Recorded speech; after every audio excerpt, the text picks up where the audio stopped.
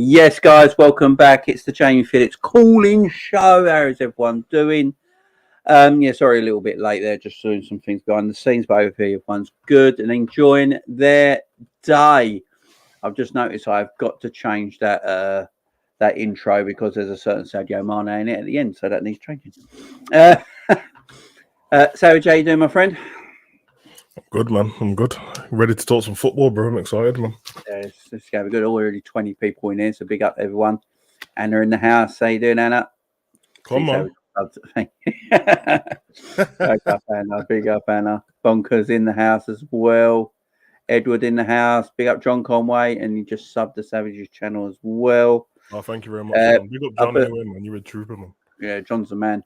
Yeah, I'll put a couple of links to Savages channels in the description, guys. So go and make sure you check them out, guys. His football one and his wrestling one are in there. Go and check them out.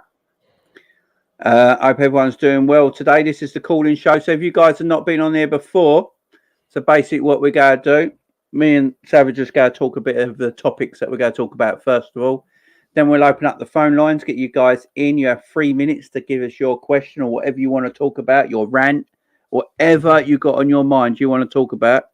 You have 3 minutes to talk about it. Then me and Savage will chop it up, answer your question or talk about your rant or whatever it is you want to be talk about the best we can. Then we'll get the next person on, guys. I hope you're all doing well. Savage wardrobe change, please. Oh, man. Wardrobe change. Oh, big up Philip as well. I hope everyone's doing well. So the first thing we're going to talk about needs to be talked about. I've got a rant later on as well, so I've been holding this rant in as well. Because I almost wanted to talk about it this afternoon on this afternoon's video, but I'll hold it in because it's more of an evening rant. I need to get past the watershed. So it's that sort of thing. I saw your face earlier, man. You looked like you was ready to explode about something. Yeah, I just need to talk about. We just need to talk some stuff. Need to get out of the starting again about my top is not. They can't keep doing this to me, man. It's a different Liverpool top. It's a different brand. Last week was the New Balance one. You're trolling me, man. You're trolling me, bro. I think it's just happened now. It continuously going to happen. You can see how nice and tight my one is. You know. Bro, my one's a size too small. I'm wearing a double XL t-shirt, bro. I don't know what people want me to do. Because you've mentioned it. That's it now. That's all they got. Be up John Moore as well. Be up John Moore. Sent me the greatest bottle of whiskey, single malt Scottish whiskey through the post. Highland Scottish whiskey. Beautiful stuff. Big up John Moore. Big up John Moore. So, guys, I've got a rant later on. We'll leave that till a bit later, guys. But, yeah, we've got things to talk about. Mainly, the Liverpool fan base being in a period at the moment. This Liverpool fan base it's a strange period we're sitting in now. The squad we got, no matter what people think, is a good squad. Is it the world's best squad? No. Could it be better? Yes. Is it utter shite? No. Is it still better than Tottenham's? Yes. A lot of people seem to think this team is dead, which I don't understand. Yes, we need improvements to this side. We certainly do. And you guys will probably go call in and tell us that. We do need improvements this side. You can't stay the same forever. I do understand when other teams are, getting better. But this fan base at the moment is very, very split. Now, you see it in the chat as well. There's a lot of people in here on the chat who are happy with the way the club is going. Yes, they want some more people in the squad, midfielders especially, but, they're happy with the way everything is. It's not too bad. And there's other people that are super, super negative. Super negative. I only see one vision. FSG are the pure evil of world sport and should be obliterated from the earth. And we should get better owners in. These people at the same time have never told me who these better owners are, by the way. But apparently we need better owners. I think we just need to really get the grips and talk about it, because I don't want to talk about it forever. I don't want every show to be about FSG, because this ain't even an FSG in or out thing for me. I don't think they're doing that bad of a job. Yes, we need some fresh blood in the team. But as I keep saying, if you go blame FSG, you have to blame the boss as well, because they all work together on this scenario.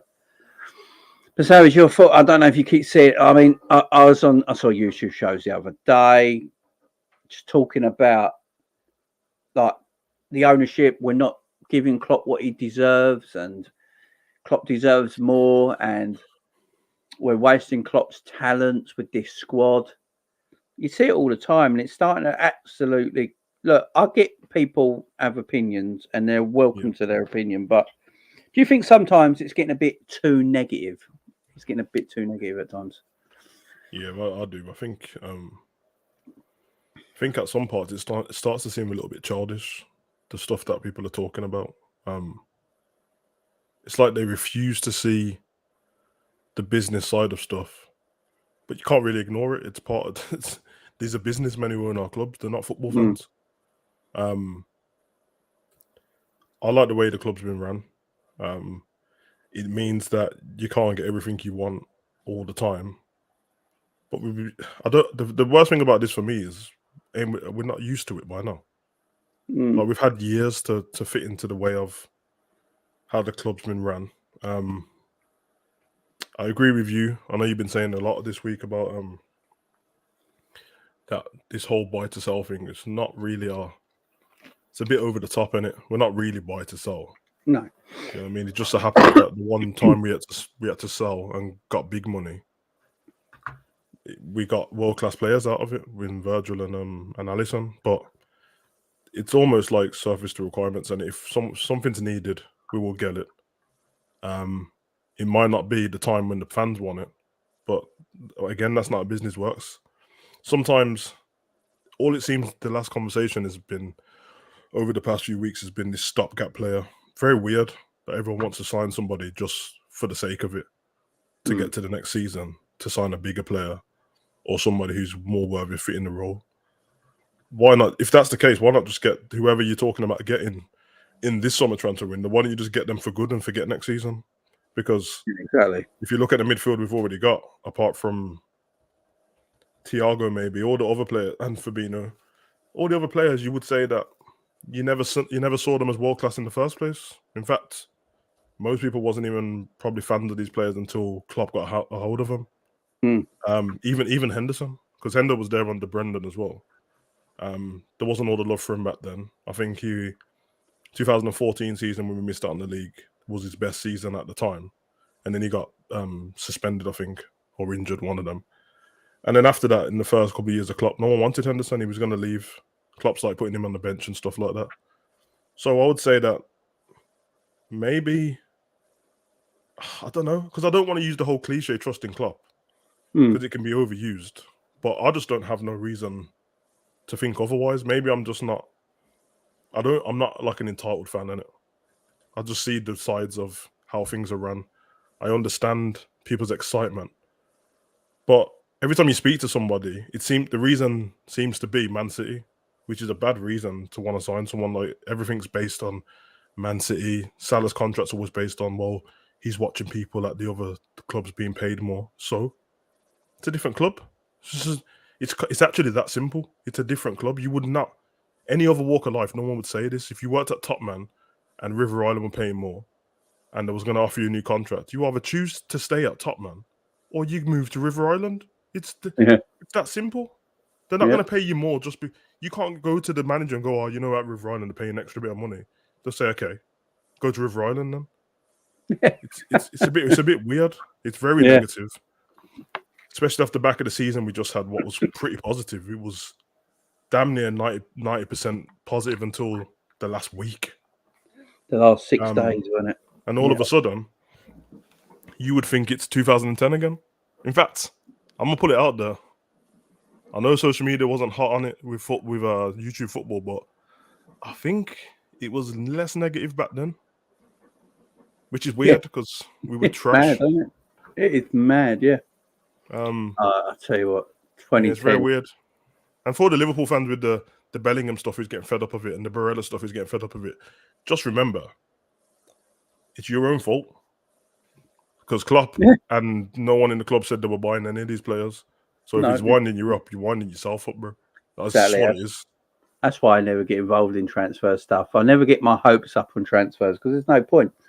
Unless the club has literally come out and said, we are very invested in this guy, we're going all out, and you hear it from a reliable source who's talking for the club, because the club are never going to say it, but a reliable source comes out that's speaking for the club and says this is going to happen, then I'm like, let's go for it. Yeah, maybe that's what it is with me. I seem like this level-headed fan just because, of course, rumors and inside stuff what come up on it. Of course, I'm going to read it because I'm just bored on it. There's nothing to do. There's no football to watch. So I'm just going to read it. And you start thinking, I wonder if that would be a good player at this club or not a good player. But the way everyone else takes it is like, if somebody's linked to us and you don't like him, he's terrible, he's trash, he's never been good. And if you like him, he's great, he's the world-class player, even though you don't care about him, you never watched him. And in my head, I'm just like, I take everything with a pinch of salt. And then if the club don't mention it, then as far as I'm concerned, we ain't getting them. It's kind of what it is. And I love the team we've got. All of a sudden, does everyone hate the players we've got? Because it's a bit weird. It's a mad one, ain't it? This is what I can't wrap my head around. I've got some breaking news, actually. I've got some breaking news just in. So apparently Man United have sold Harry Maguire to Blackpool, and pictures have just been coming in. They're here now. So, oh, bro, you really got me then when you said they sold him as well. So yeah, sunny day in Blackpool as well. This must be photo edited. But yeah, so there's the new. So Harry Maguire's gone to Blackpool, guys. There, photo evidence right there. Don't need any more proof. Job's done. Pick what one Harry Maguire is. That's up to you guys. I don't want to disrespect the Donkers, to be fair. No. Big up, Brian. Hi, guys. Just got in from the pub. I'm going to take it because if you was inside a pub, we've got issues. Hope you are both well. I've been on the Guinness all day. Love that, Jamie. I love your show, Mucker. Big up, Brian. Big up, my friend. I can't get behind these Twitter Reds game mental handling to stick the title for. We've even boys kicked. We had an unreal season and just broke the transfer record. There's no pleasing some people. That is true. Now, if you go by what we've spent this summer, if you put the add-ons on top of what Darwin's going to cost eventually, it's almost £100 million we spent this summer already. It's just we spent. Look, this is one thing I will say. Part of my rant later, but I don't understand the phrase "Klopp don't get backed." I don't understand this phrase because they just spent £64 million on a striker who's had one good year. Surely that's being backed. Because if Klopp thinks he's the man, that's going to lead his attacking line, then 62 million on a striker down payment that can go all the way up to 100 million euros, by the way, 85 million pounds. If that ain't being backed, what is? I don't get it. I agree. That's why when everyone keeps saying that we're not going to get somebody now because we're not going to buy this person next season or not spend this, or FSG's not going to spend this money. Well, clearly that's wrong. They just spent that money on Nunes. So everything you've just told me about FSG, what they won't do, they've just done. I don't get it. No, it's very, very strange, bro. Okay, if Man City weren't doing what they do, I don't think anyone would say anything. Yeah, that's the reason. That's if even Man City worse. Weren't doing what they were doing, I don't think anyone would say anything. Even though Jamie been busy with the clients every time your shows have come on, just wanted to drop in and make sure drop a like. Big up, Jared. Big up. Don't need to do that, my friend. That's really nice of you. Big up, Lakers. How you doing, Danny? How you doing, my friend? FSG are good owners in general, but they always leave us a player or two short. For example, if we got Fekir in 2018, we maybe won the 18-19 season. That Fekir thing wasn't FSG's fault. Yeah, Fekir's brother and agent weren't gangsters. Didn't he have I've seen him in the Liverpool shirt. Yeah, Fekir literally had everything signed. He did an LFT. I mean, it's out there. He did an interview on LFTV in the Liverpool shirt, pleased to be at the club. And then their brothers and his agent and brothers and all that, I think they were all his agents. They thought he could get more money. Yeah. And Liverpool, like, no, we don't deal with that. Yeah, this is not Man United. We don't mess about with this kind of thing. You either want to join us because you want to join Liverpool Football Club, or you don't. It's as simple as that. And Klopp's always been like that. Like the Tuchemeni thing, when everyone's going, "Oh, you choose whoever wins the Champions League." Klopp don't like that sort of footballer. Yeah, that's you either want to. Klopp said it so many times. You want to join Liverpool Football Club because we're Liverpool Football Club. not because you got a potential to do this and that and get paid this and that. You want to join because you love the club, and that's with Fekir. Now with Fekir, I don't know about Fekir because he went on Real Betis. Ain't really caught set the world alight, has he? So no, it's got a good FIFA card though.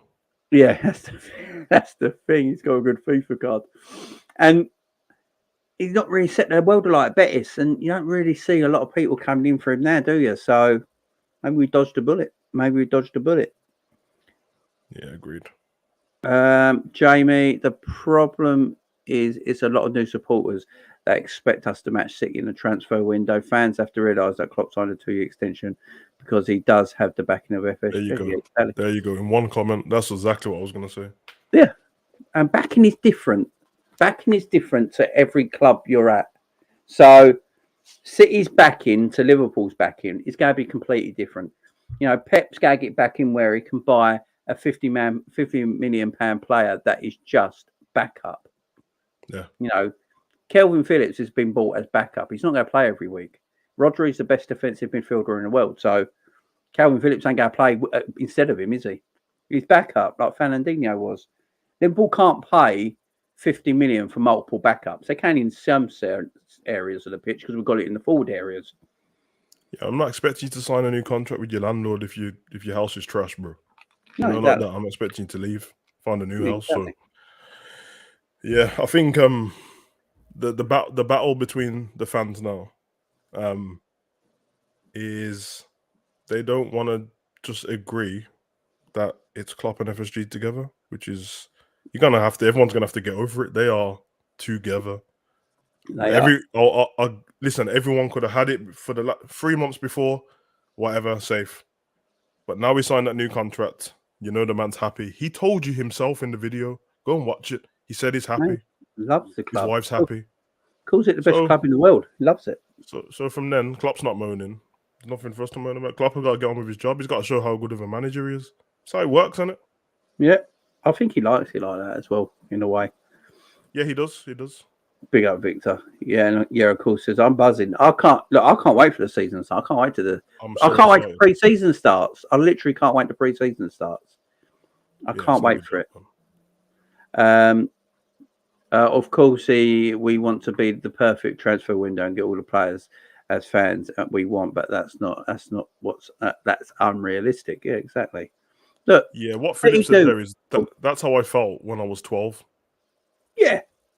When Liverpool, when Jim White was there with his yellow tie on and the girl in the yellow dress, and no one was turned up at Anfield, that's how I felt then. But I'm not 12 anymore, so. Yeah, exactly.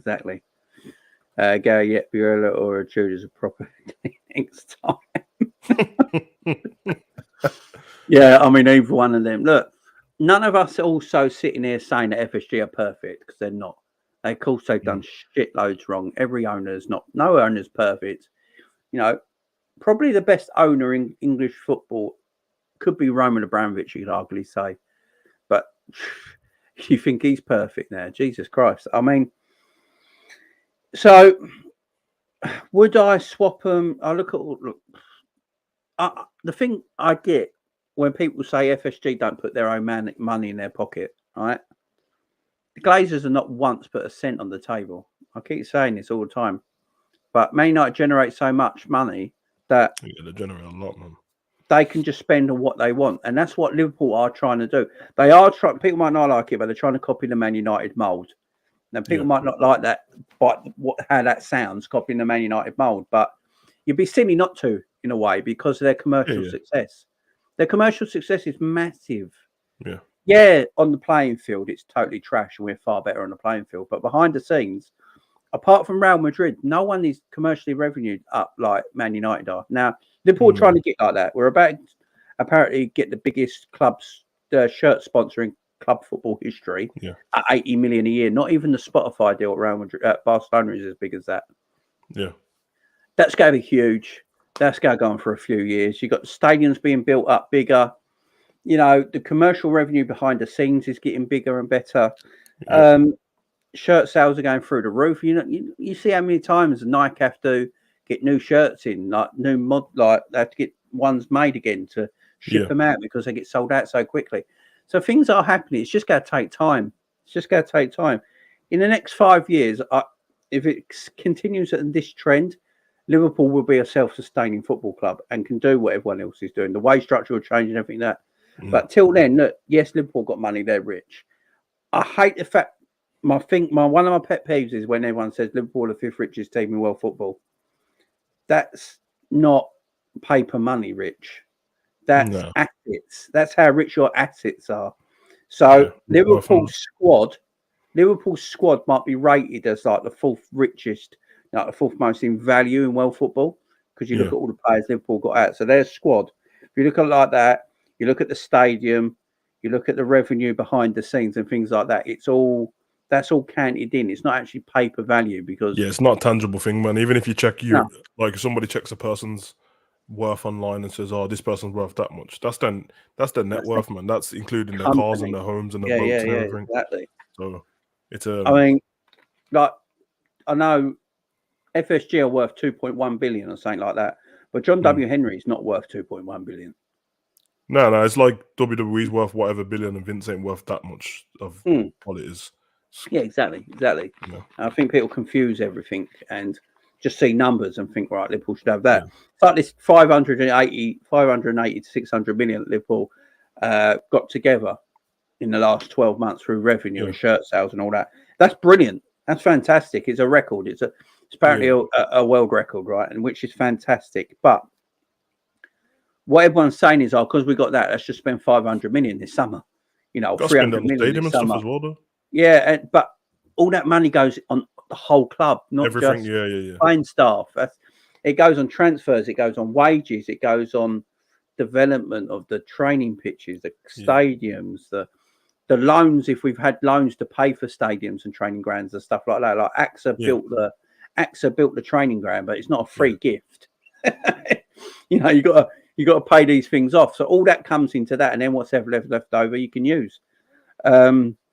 So it does get a bit frustrating. We can't do City. Look, we just can't. No one can. No one can. And the thing I'm noticing as well, to come off this little bit, the thing I'm noticing this season, noticed it a little bit last season. I said this earlier in my video this afternoon. I want to get your point on it as well. It looks like, apart from Real Madrid, it looks like the pool of football teams is sort of disappearing.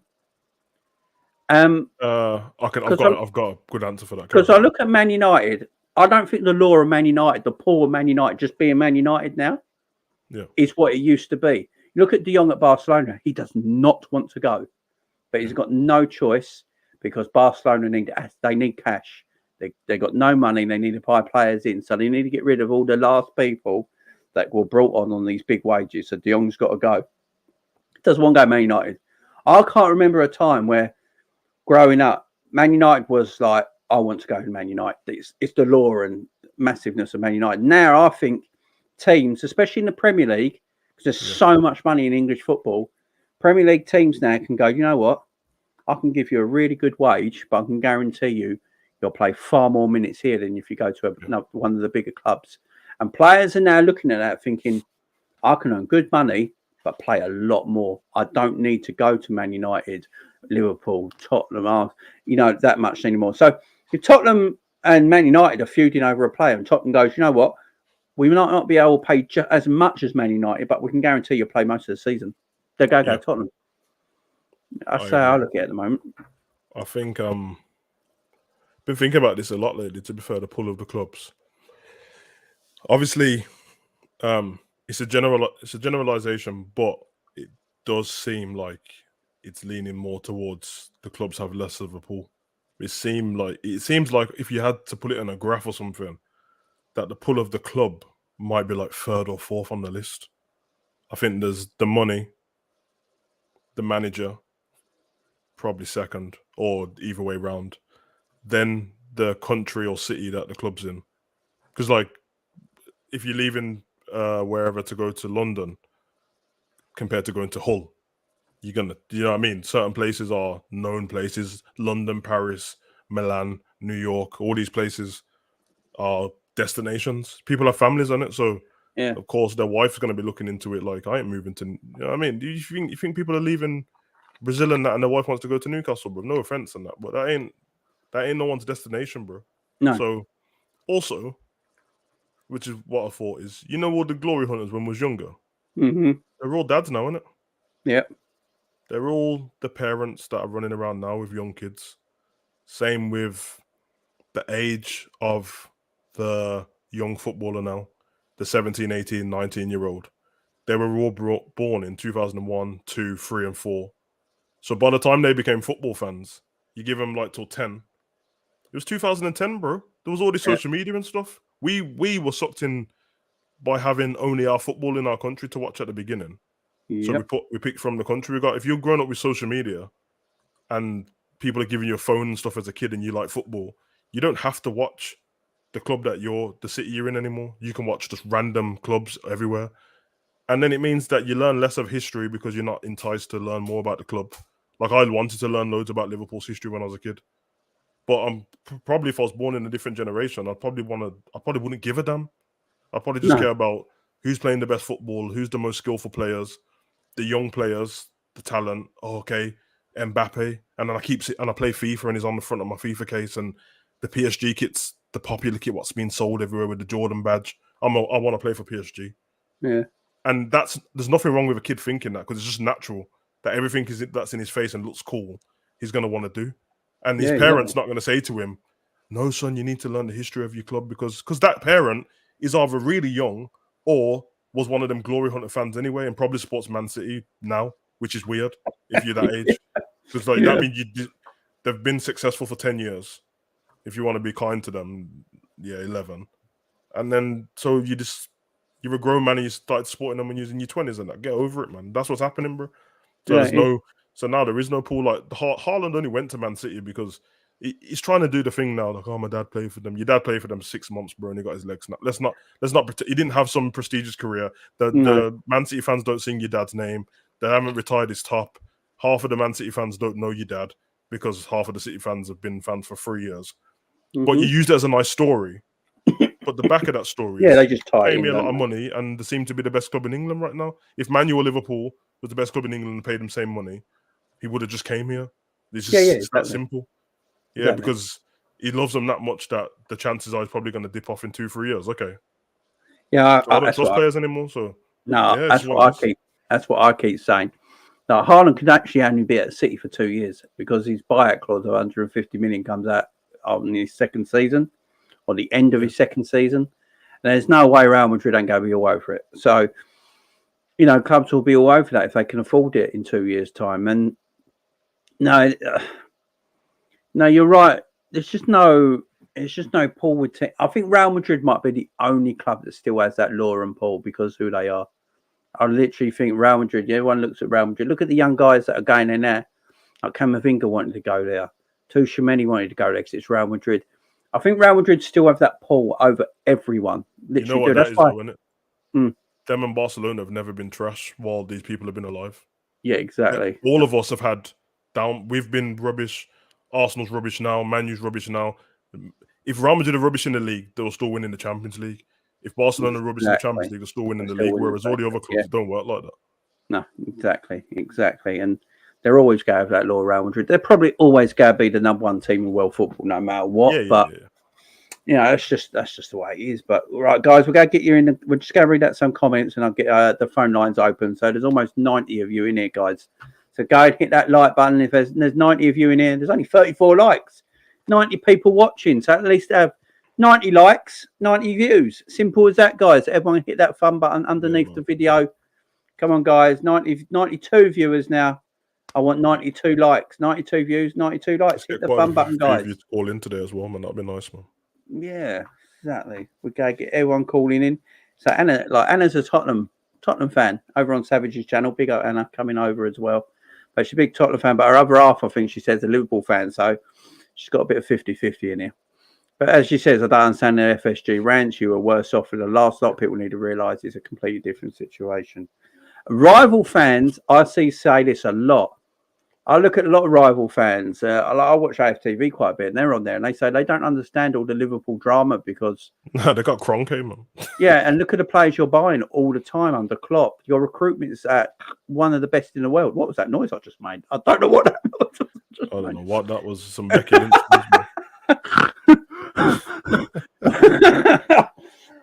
That's making me cough. No, rival fans, I always hear it. I watched Coppish not too long back now, like when they had the Man United fans and Tottenham fans and all that when they're doing the Premier League show. And they're saying they don't get it. You guys buy so well. We're all a bit jealous of it, to be fair, like the players you can buy and recruit. Mark Goldbridge, probably the king of football YouTube. And, you know, he basically says it as well. Like, Liverpool's recruitment is outstanding, considering they ain't got the money to compete with Man City. And this is how he puts it. Liverpool ain't got the money to compete with Man City, but they're the only team who can. Yeah. So we ain't got the money of Man United and Chelsea at the time. But why are Liverpool the only team that can compete with Man City? Is two reasons. One, we get our recruitment spot on. Yeah. Secondly, we have got Jurgen Klopp, who is just the best all-round manager in world football. And for them reasons alone, and the harmony in the club, you never hear of anyone bitching or moaning in our club. Never any leak stories. You never hear a leak story, bad press, and as Harvey's doing something stupid. You never hear these things come out about Liverpool Football Club in all the years Klopp's been there.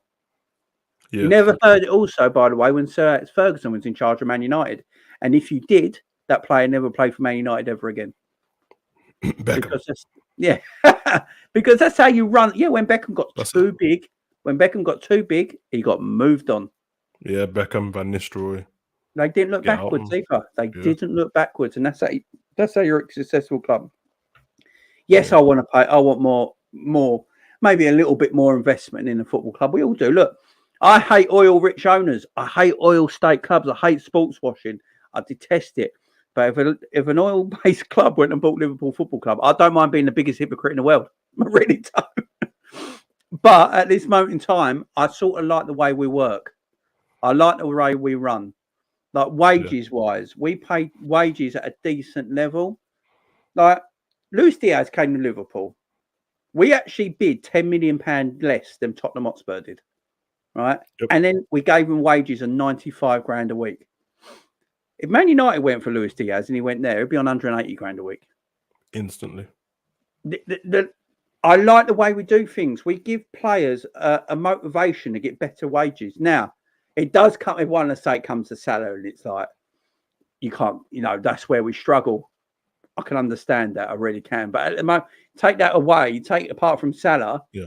Everyone in the club works to a certain wage. They know. Like Salah gets massive bonuses. Salah gets around 350 grand a week anyway. Yeah. He gets around 350 grand a week anyway. His basic is 200, but he gets 150 added on because of bonuses, because he gets them bonuses. He achieves them bonuses every week because of his performances. They're not hard bonuses. Yeah. So, like Jadon Sancho, he's at Man United. I think they smashed him right on 300 grand a week straight away. Yep. Jadon Sancho as well. He's perfect, ain't it? He's living back in England. He's at Manchester United, one of the biggest clubs in the world. He's getting 300 grand a week. Does he literally put in more effort because he's already on monster wages? No, it's going to be hard for him, man. How much further can you actually go wage rise? Because you look around the world, I think there's only 7 players on in Europe that's on over 400 grand a week. Yeah. I find that a madness sometimes. I do find that a madness. There's got to be some cohesion with the fact that how we pay our players and how they play compared to some other teams, because we seem to be doing great. Yeah, exactly. How our players are playing and stuff like that. Right, I'm going to put in the right. The link is in the live chat, guys. The link is in the live chat. It's right there. If you want to come on and have your say to me and Savage, you got 3 minutes to have your say. Any question you want to ask us, as long as it's like we can actually answer it. Yeah, come on and have your say, guys. Once people start coming in, we'll get you all on. I'm just looking at some of the chats right now. I don't want to miss too many people out. Jamrock's always good to read. I saw Jamrock there as well. People are piling in already. Excellent. It's going to be fun to see what Liverpool fans ban. If we got the money, how everyone wants to get the money and all this business. It's going to be fun to see what you banter other clubs with, because every time we banter another club, it seems to be, well, you've got oil money and blah, blah, blah. Yeah, blah. exactly. What are you going to say to Man City then? Exactly. Let's be honest, you guys think the attack is weaker with Mane gone and Nunez, or in stronger? We won't know till the season starts. That's my honest answer. I don't know, but we won't know till the season confident. starts.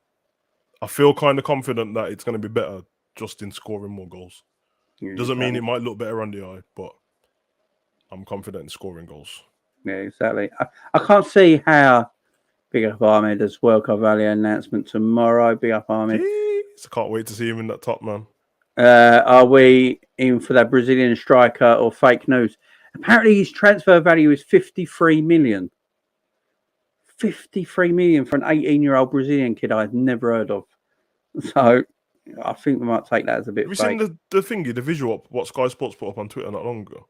No. And it's asking fans who's the best Brazilian Premier League player of all time, and they've got like Firmino, but they've got Richarlison in the middle. I know. Big.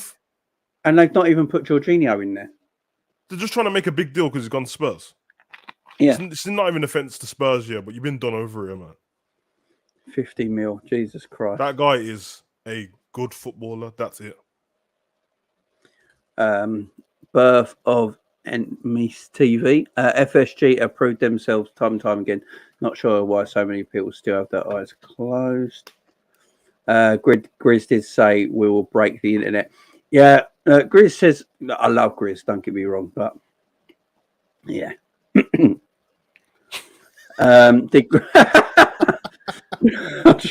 love Grizz, so I'm not going to say anything about it. I know exactly what you mean, though.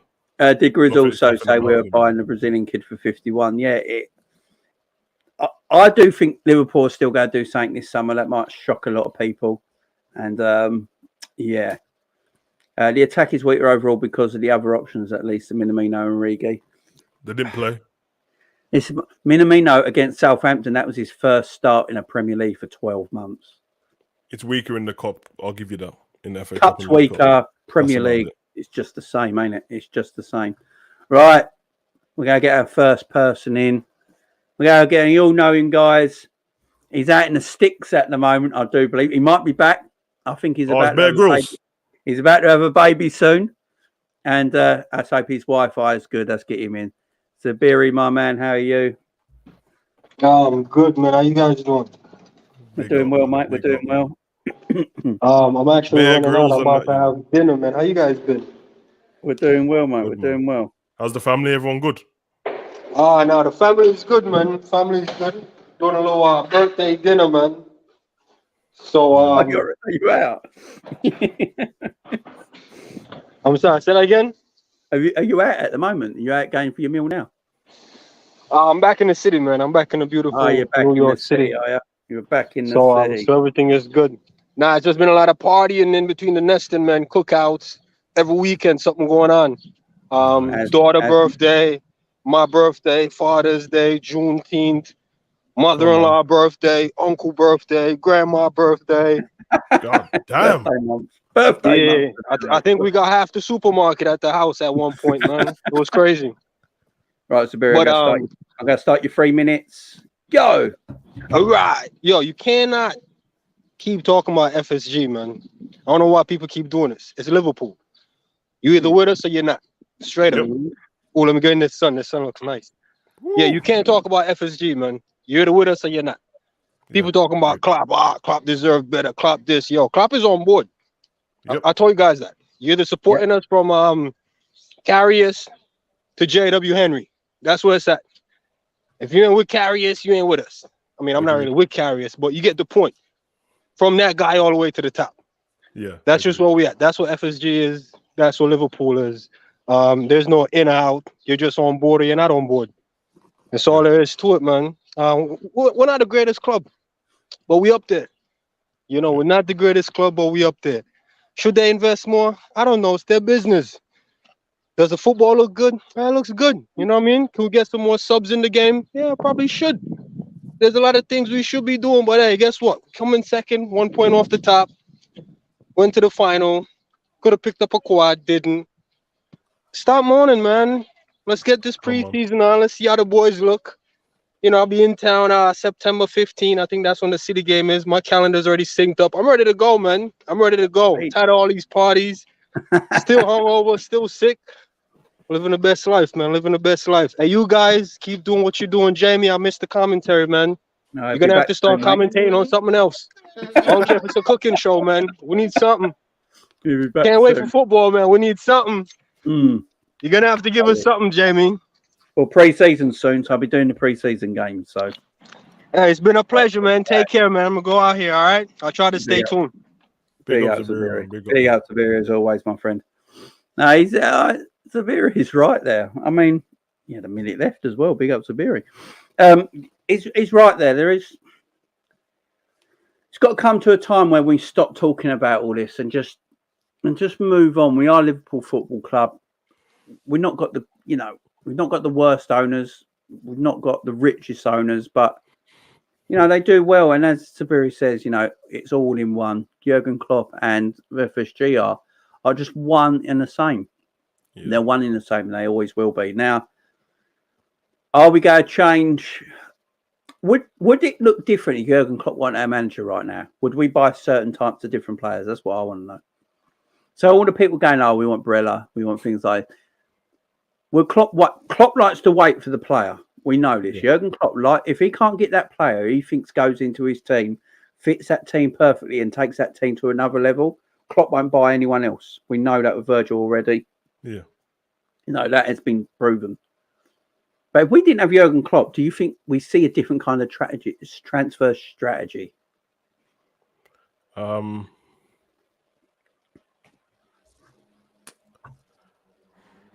think it would be very similar, but more risky and a less payoff. I think a lot of it's to do with Klopp. I think FSG would be the same. They wouldn't going forward with FSG. I don't know how long they're going to be owners for. Could be 5 years, could be 20 for all I know. But they won't employ a manager who's not of the similar ilk of Klopp now. No. It's the perfect man to let them handle their business and make a profit at the same time, giving the fans what they want on the pitch. Yeah. And because let's be honest, apart from when they've done dodgy stuff, I say dodgy because it wasn't good for the fans. When I step back and look at it, it seemed like they were trying to just Americanize stuff because that's what they know. Yeah, and I think once you see the error of your raise, you go, okay, then I see what's going through. Yeah, exactly. But, I think, I don't know, man. I don't know. It's a bit of a weird one. FSG, I don't know who the next manager would be, but Pep Linders. They're gonna have to agree to certain Pep Linders things. is just going to take over Klopp. I'm telling you, that's just the way it's going. Yeah. I think Pep Linders just takes over Klopp. Who is Daz Day's channel tonight? I don't know if they're on about wrestling days. Is he probably talking to Anna in it? So probably is he a wrestling geezer? Yeah. All right, I've never heard of him. Big up Anna with the super chat. Much love. Thank you very much, Anna. Jamie, it's worse. Richarlison's deal with 60 million, not 50. Jesus. Anna, I don't. Anna, literally, I know you're a Spurs fan, but Richarlison's a pain in the arse, and he's not going to play every single week at Tottenham. Kane and Son are far better than him. Yeah. So, is he going to be happy sitting bench? He's a bit of a prick, ain't he? So, that might be one to watch. Big up for me, no tea. No, I like Grizz. I'm not going to have a go at Grizz. I like Grizz. Nah, Grizz is in the chat, man. Somebody's running across snitching, saying that we're talking shit. We ain't said anything, bro. No, Grizz is great. I love Grizz. No, he's there. He's in the comments, and he said he's passing. No, I'm saying a bit that you, Grizz. It's all love here, Grizz. Mate. I think someone's saying on the actual channel, but you're cool, Grizz. Don't worry, man. Whoever ran across and snitched wrong information, come outside, man. I'll beat you up, bro. It's not yeah. No, Grizz is cool. Grizz is cool. Guys, if you don't like what Grizz says on Twitter, just don't follow him. It's simple as that. If you don't like what he says on Twitter, don't follow Grizz. Simple as that. Because I can tell you right now, Grizz don't give a shit either. Grizz does not give a shit what you guys think. Yeah, you know what? The whole world needs to stop that. If you don't like something, it's literally Grizz's stuff won't just pop up on your stuff. So you must be looking at. You know what I mean? Very weird. I see people do that with Fabrizio all the time, like constantly commenting about him. I'm like, bro, whether you like him or not, he's trying to do a job. And he does have contacts. Just leave the geezer alone. We're just flipping. Jamie's a wrestling fan under the man under the. Oh, okay, got you. I'll check him out. 60 minutes for a pigeon. Yeah, but big up, Grizz. Grizz, if you're in here, mate, come on, mate, and have your say, fella. Grizz, if you're on here, we can chat. We can chat if you're on here, my man. It's getting boring now, always discussing FSG. We are stuck with them. We have to accept their decisions. That's life, exactly. Big up, you would think that FSG just took over our club, wouldn't you? The way people are speaking. Big up, boys. I want this Prem. Can't watch City do 3 out of 4. So we out Liverpool. Yeah, I understand that. All right, let's get John Moore in the house. Big up, John. How you doing, fella? Come on, John. What are you saying? How you doing, John? Not bad, man. Not bad. But yourself? Yeah, doing well. Good, man. How's the wee girl? She's doing better? Yeah, much better, mate. Much better. Really appreciate that. Thank you. Brilliant. Just got to hear it. Go for it. Now, you're all fed up with hearing about FSG. Go on, go for it. Let's have your take. Right. Has FSG... Well, have Liverpool outgrown FSG? It's a good question. FSG were brilliant owners when we were in the shit. Make us a steady club, steady run club. Built infrastructure, built everything else. But have we outgrown them as a club? They're not going to improve the wage structure. Now, if you don't improve the wage structure and you want to have world-class players at your club, you need to improve that if you want to keep them. World-class players are not going to stay at your club if they're not going to be paid a world-class wage. Why would if that was you in your job and you're being underpaid and you can go somewhere else and make double the money for doing the same job, you're going to go there. Yeah. You're not going to sit there on your hands and go, no, I'm too loyal to this job. Mm-hmm. You're going to look after your family, look after yourself. No matter how much you love a job or love the people you work for. Yeah. Yeah. So I think FSG have outgrown. Liverpool's outgrown FSG. They need to maybe let go of us. Thank you very much for what you've done. But pass the baton on somebody else that can take us to that next level. It's a fair take. I think. I don't know. I'm not saying they're bad owners. I'm not saying it at all. But I think we've outgrew limits. It's a hard one. It's a hard one because arguably they're responsible for where we are. So no, they are. But you're seeing Mo Salah wanting to leave because he's not being paid what he deserves to be paid. Mane left because he didn't get paid what he wanted to be paid. Genie left because he didn't get paid what he wanted to be paid. These are brilliant players who left our football club because FSG's wage structure. Now, for me, that says we have outgrown FSG. They cannot keep up with us financially. If you want to have a world-class player at your club and keep hold of that world-class player, you need to pay them the money. I would be more worried if the people who are trying to leave are leaving in their prime. That would be more. Well, you see, what about Manny? Manny's only 30 years old. Yeah, but I don't. There's a thing where people see prime as just this magical age, and then there's people who just see prime as when they play their best and are at the most optimum. Mane's past his prime because 3 years good in him. Mo Salah. Yeah, he's got 3 years good in him. I think both of them have, but they're not gonna. I don't think any of them. Salah maybe. Mane's not gonna get back to the 17, 18, 19 Mane. I don't see it because Klopp didn't put him in the middle. It'd be. Would you not give Mane the contract for 3 years? Only did he's worth it. Premier League. How much is he getting paid though? He's getting paid $250 a week.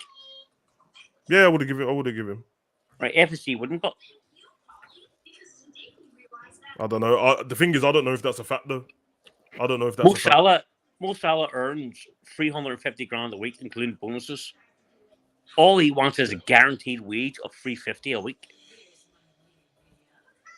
They won't guarantee him the wage. How much is he getting without it? 220 or 200?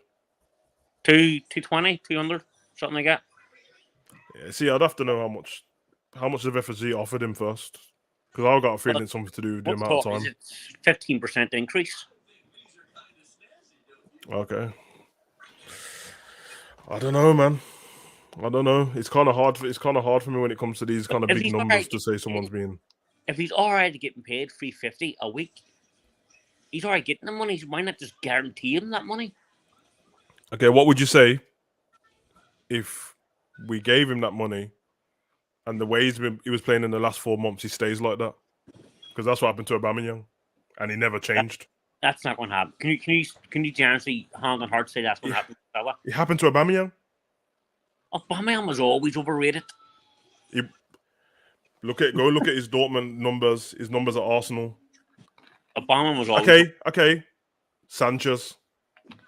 You can't tell me Sanchez is overrated. He's one of the best players in the world at the time. Got paid by Man U. Trash. Until he went to Arsenal. What? No one knew about Sanchez. Until He's in Barcelona's team. He went to Arsenal with dog shit. Come on, man. He was in Barcelona's team. Him and Pedro were in rotation all the time. He was brilliant at Barcelona. But I'm saying when he went to Arsenal, he was dog shit. John, you're lying. John, stop it. Stop it. The amount of time Sanchez destroyed us. Oh, come on, John. Come on, man. He always shoot up in the big games. But that was it. He was dog shit. We can all agree. I will never back Sanchez because he fucking chose Arsenal over Liverpool. He's lost it. Yeah, you're right there. I wanted him still. I feel the pain, man. I feel the pain. I wanted him. Don't compare Sanchez. That's just a no-go.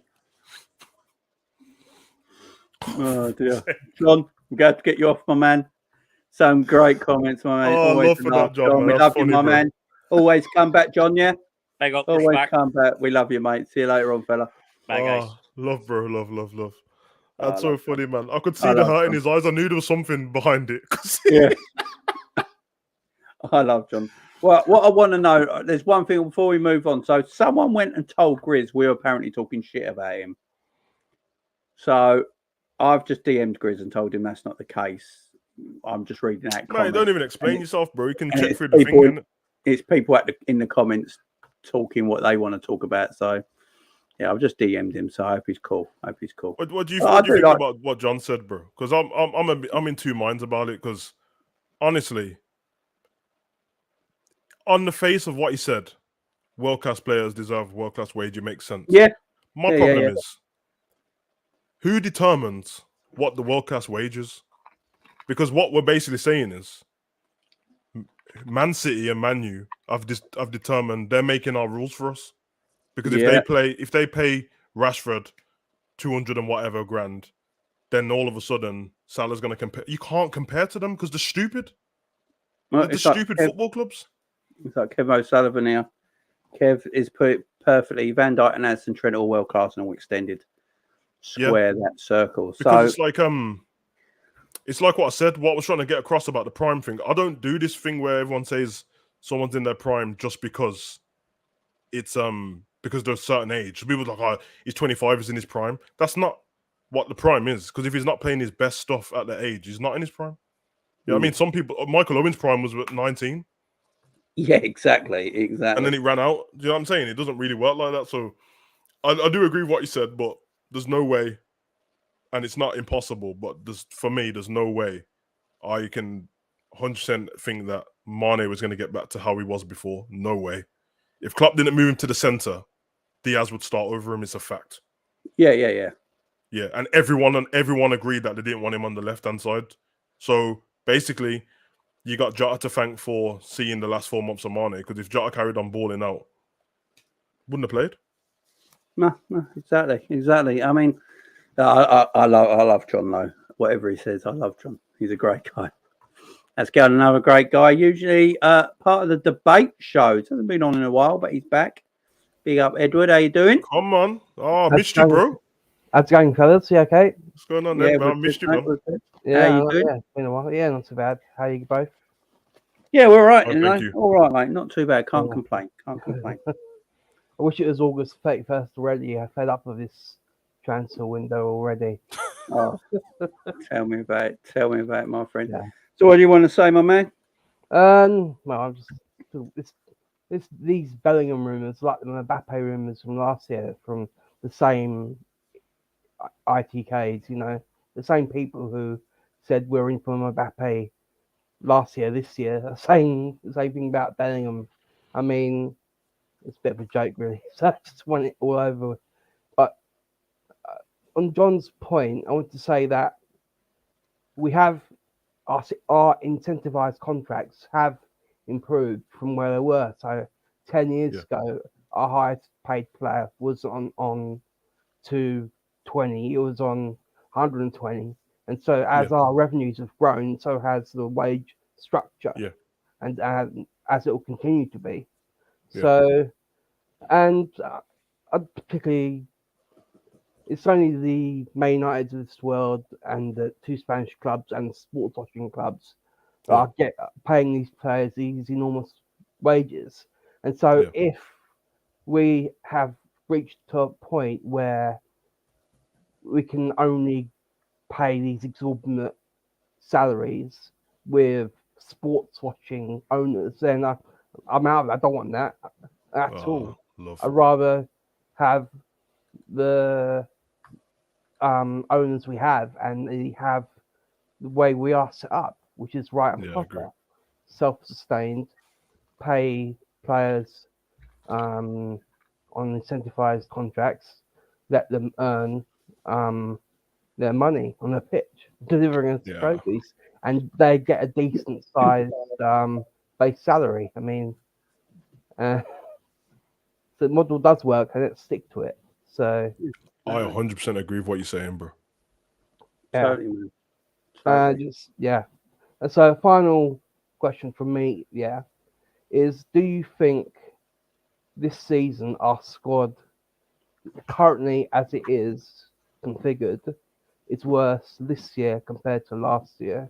Because I'm concerned if we don't sign a midfielder, whilst last year we were lucky and thankful we didn't have any major injuries.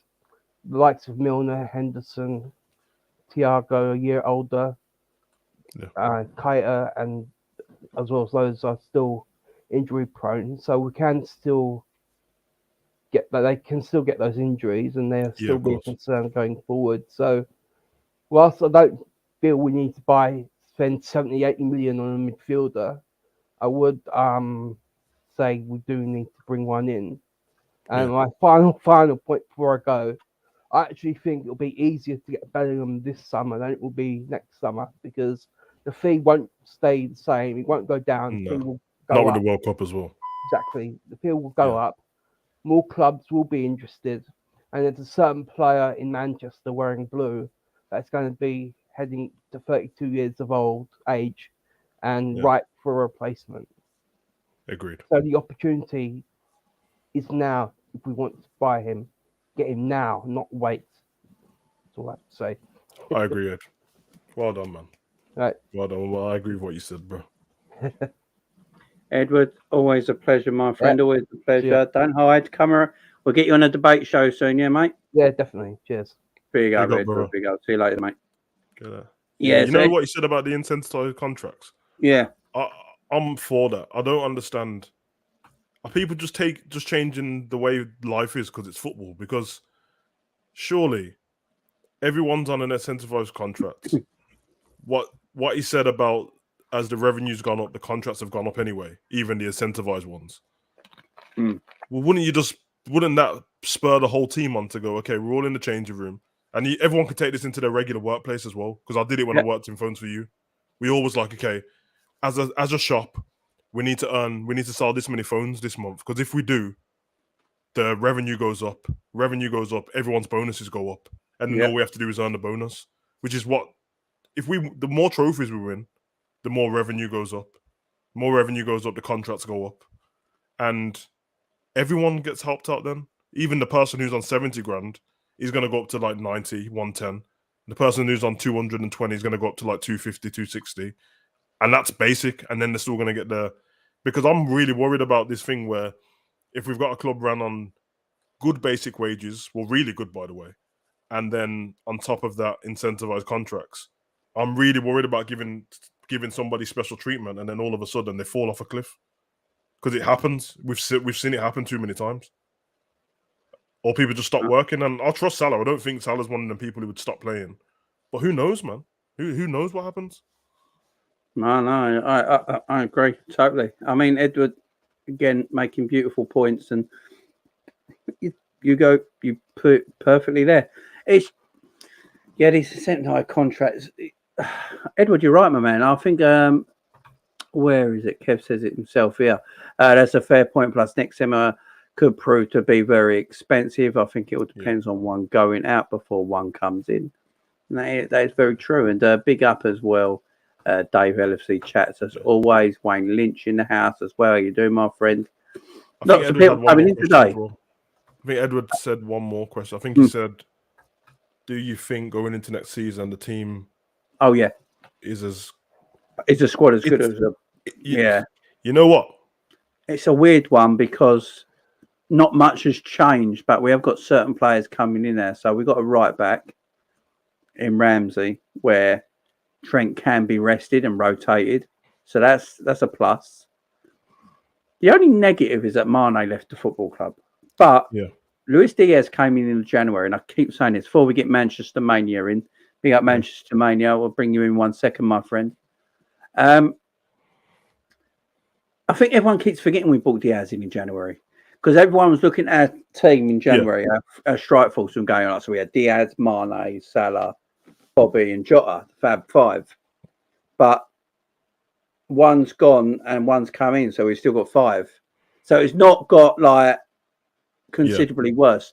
The thing is, no one knows how Darwin Núñez is going to do. And Elliott and Carvalho and Jones. They're all a year as much as Hendo and Milner's a year older. All of the kids are a year older as well. Yeah, and they're younger. Yeah.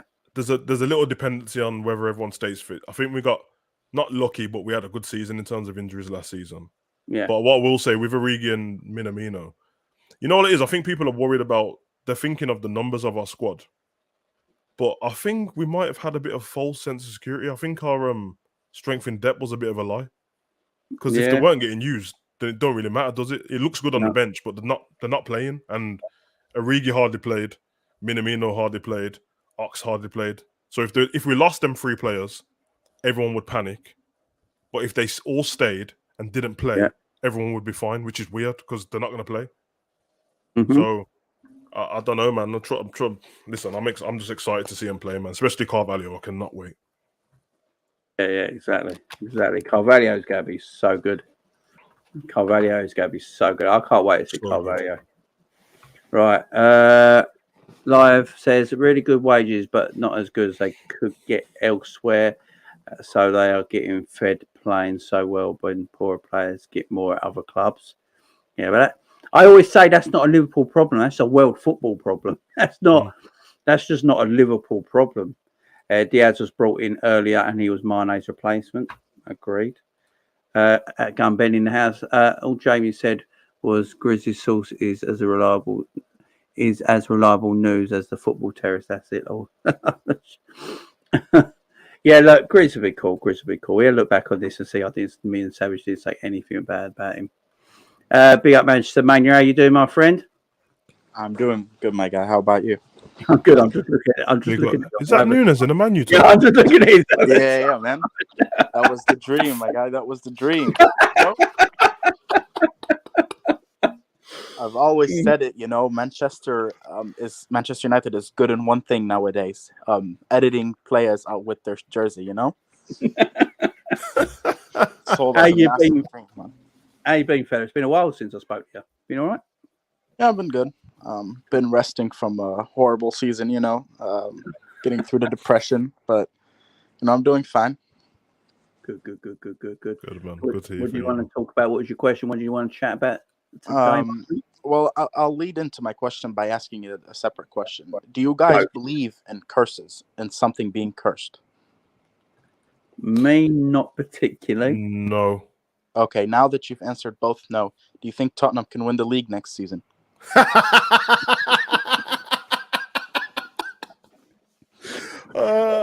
Manchester Mania, no. No, I don't. Explain why. They're not good enough. They're not good enough. The players they got in aren't good enough either. Off the evidence of last season, they're not a consistent enough But football club. Anna is a big Tottenham fan, so be careful. Yeah, I don't think they're consistent enough. I think they're going to do well though. I think defensively they're going to be pretty good next season. Conte likes to scrape out them 1-0s and that, and but I think for them to win the league, Liverpool and Man City would have to fall off a cliff a bit as well. Yeah, exactly. Yeah. 20 points behind they fell. I just don't see him. Kane and Son would have to stay fit all season, no missing games. And then my other question to you guys: do you think Richarlison is worth £60 million? No. It depends what the way the transfer market. Yeah, I was going to say that. And the way players are being put, like you look at players being bought. Look, I've always said I think Richarlison is a good footballer. I just don't think he's quality, and there's a difference. But good footballers these days are going for 50 million. Yeah, I think he might be in the price range. He might be in the current state. Yeah, in the current state of the market and stuff like that. I think he's probably the right price, 50 to 60. Especially because of where he came from and who he was at the club. Is that him and Calvert-Lewin are seen as their best player? So take someone's best player, 50 mils at least you can give him on it. So, because I don't see how he would fit in a 3-5-2, or a 3-4-3 that Conte plays, Yeah. So if they're buying a player to put him as a backup to Harry Kane, you don't pay £60 million for that player. No, 100%. No, I agree. The only ones who can do that is really City. Yeah. Oh yeah, because they play with wing backs, isn't it? Yeah, they play wing backs. Don't play. So I was just going to say, I was thinking of a different formation because they're going to they just move Son out to the left and he plays 3-4-3. Inter, Chelsea, that's his go-to, ain't it? It's 3-4-3. He plays with wing backs. Perisic came in as the wing back. I think Jed Spence is going to come in as the other wing back. He's going to be great. He's going to be great. And then you got Basuma and Bentancur as your midfield too. Probably they're the first teamers. And then you got Kulusevski, Kane, and Son. No, it's a good team. Pay for Spence? Yeah, but that's the thing. But when you put it on paper like that, that is a Premier League winning team. It's just if they can keep their consistency. Yeah. I still don't think there's enough creativity in that Tottenham team, though. That's my only problem. And the Perisic thing, look, I think he's going to be 34 when the season starts. Yeah, he's a great player and he does run for days, but running for days in Italy into the Premier League is completely different kettle of fish. And I just don't know how he's not going to play every week. They got Champions League football to play as well, which I think Perisic is more bought for. So the other side of that, you got Sessegnon coming in. It's quite a, Perisic, Sessegnon. It's quite a drop. And on the other side, you got Jed Spence and Doherty, and that's quite a drop as well. So they should have brought Walker Peters back, man, instead of that wouldn't be so much of a drop. So based off what Manchester Mania said, I agree with what he said about the team, but I don't know about their depth on the bench. And I guess if you ask me after 10 games, come back and ask me after 10 games, I'll tell you if I feel like they can win the league because I haven't seen them play. All these new players coming in. Last season, Tottenham went through a stage. I think it was like 15 games, and they won one, lost one, lost one, back to back. Weird. So I don't know, man. And they're in Champions League now, isn't it? So, and Conte doesn't do well in Europe. Can I ask another question? Of course you can. You're the only person on at the moment, so go for it. Okay.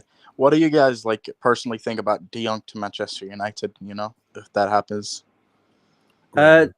It's a great move. I think De Jong's a fantastic player, and he's a baller, man. He's a fantastic player, but I just don't know. You're known better than us. How do you think Man United are going to set up next season? I think they're going for a 4-3-3. Similar to a Liverpool type of setup, because he played a 4-3-3 with the first Ajax team that he built, and then 4-2-1 with the second.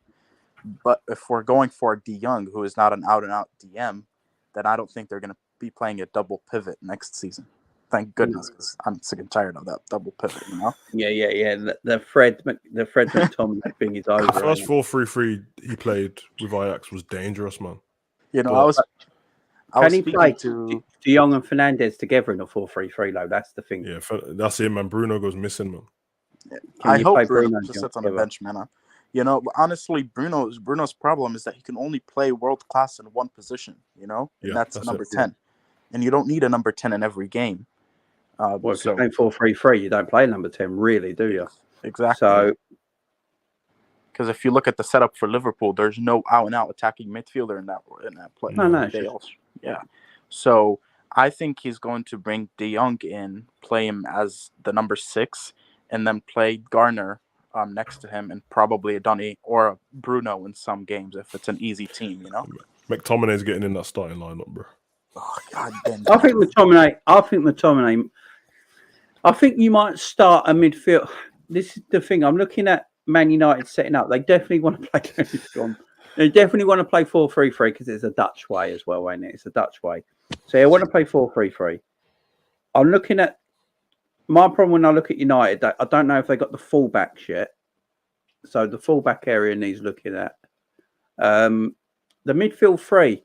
I'm just because Pogba's not there no more. This has been perfect to play Pogba in a 4-3-3. That's what I was thinking. You could have That's played exactly what I was thinking. Pogba, De Jong, and Fred as your DM, because I think you could play Fred in that DM role. Because to be fair, Fred was probably the better player for Man United last season, outfield wise. He was their best player last season. Yeah. And Yeah, if I you think play so. Fred in that DM role, because Fred is he will run around, he will press as well. So you play Fred in the DM role, and you play the Pogba and De Jong in that midfield role. You know, De Jong and Pogba could have been really good. You just can't play Bruno in that midfield with De Jong. De Jong's a better footballer than Bruno Fernandes. So the midfield, I just don't know you play. Maybe you just have to play Fred, McTominay, and De Jong in that midfield. No, but Fred honestly, back at it, man. Yeah, if you look at it, I think what sealed Pogba's fate at the club is handing Bruno Fernandes a new deal. You know, Agreed. he looked at it and said, if they're handing this man a new deal, then he's the main player in midfield. And if he's in the midfield, there's no way I can play in the midfield at the same time. Because when Bruno Fernandes first joined Manchester United, everybody was like, oh my God, this link up with Pogba is going to be amazing, because Pogba was injured at the time. So we didn't really see them playing together for the first 2-3 months. But really, when you look at it, they suck in the same midfield. They can't play in the same midfield together because Pogba needs a player that will run with him, and Bruno Fernandes just runs around like a chicken, headless chicken. He doesn't know what he's doing sometimes. So I think I'm happy that Pogba left this club, but at the same time, on paper, like you said, him and De Jong in the midfield would have been brilliant, you know? That was literally going to be my question to you then as well. How did you feel about Pogba leaving? Because obviously I'm a Liverpool fan, so I don't give a damn. In fact, I was hoping that he had left earlier, because I was always thinking at some point there's going to be a manager who comes in, he's going to kick into gear, and we're going to see the Pogba who's world class. But I just wondered how you felt about him leaving, because to me it's not a massive loss based on how he was playing, because you didn't get the best out of him. But I got a feeling that when he goes back to Juve, world class Pogba's back, bro. No, but that's the thing, man. That's the thing. It's a double-edged sword, you know. I look at it and say he was inconsistent, but yet quality player, of course. Still one of the best midfielders in the world when he's on his day, you know. But at the same time, he's just so toxic in the club. He doesn't know how to shut his mouth. Sometimes he releases stuff to the media. Him and I think Maguire do that. So it's sometimes I look at it and say, I wish he stayed. But most of the time I do say, thank God he left. I was going to say something bad then, but I didn't mean to. See, the thing is, him going back to Juventus proves that he has no ambition in football anymore. Because if he had ambition, then he would go start a new challenge. But what he did is leave Manchester United for Juventus, and then instead of going to Real Madrid or PSG, he went back to Manchester United, and now he's going back to Juventus. So that just shows no ambition, in my opinion. Yeah. I hope he fails. To be loved, yeah, I hope he fails. Honestly, I'm sick and tired of it. Yeah, the new age footballers are more sensitive, and they want to be loved everywhere, man. Manchester Mania, we're going to have to let you go, my friend. We've got other brother. coming on. Thank you for having me, my friend. On, as always, my man. We'll catch up soon. Yeah, delete that photo, though. That's not... I will, trust me, I will. Yeah, mate. See you later. Have a great rest of your day, guys. See you later, bro. Yeah, you know what you said about Bruno? All I had in my head then was Bruno wants to do what De Bruyne does on it, but it's not with the team that he can do that with, because De Bruyne doesn't have a position. I know everyone thinks he does, but when you was doing that watch along and I was in your chat against Wolves, I was just watching his. He doesn't have a position. He just does what he wants. Yeah, and because Rodri's behind him and Bernardo Silva don't stop running, it's like we'll just do all the running and you do. And I guess that's what happens. That used to be the way of football, and you have a star player who's extremely gifted. You build around him, and it's what everyone done. That's why Hazard was doing it at Chelsea until Mourinho came back, and then he was like, "You're not running enough." Yeah, exactly. Right, let's bring our next person in. Yes, Hey, lads. big up, man. How you doing, my You're man? right, you go. Yes, Jamie. Big up, man. How Yes, you brother. doing? Everybody, man. Respect, you know. Yo, I watch, you know, but I don't really show my face. But you know what? I'm just cooking the food, and I thought, yo, let me just say 2 words in it and just Big cut up, it.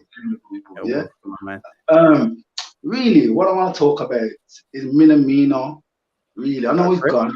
He's been sold. Whatever. But for me, what's concerning is that in a team, you need to know that you can get progression and you can get opportunities, and given that chance to show that, yeah, I can make it from being on the bench to being a mainstay. And for me, with Minamino, every time he's thrown an opportunity, man snapped it up. So for me, where's the reward at the end? And in terms of football, it's a team game. But for me, what I don't like sometimes is that other players can hide but still are allowed to progress, such as Oxlade-Chamberlain. So I'm just a bit concerned on that little level that certain players need to be given that opportunity, and when they take that opportunity, they're allowed to utilize it, because he could have played on the right-hand side and still be utilized in situ for Salah. So now we've sold him, and we were all talking about replacement. You know what I mean? And he was a man. He was very instrumental in the cups. So for me, I just don't know what happened there. He was very humble, but yet still he was dealt with in that way. So I thought I'd just put that in. And one other thing, regards to Joe Gomez, I heard that just from Drifty talking about possibly Aston Villa wanna come and take him using the centre back. Personally, I don't really business if he goes, you know. Reason being, I don't, bro. I don't business, you know. I don't business, you know why?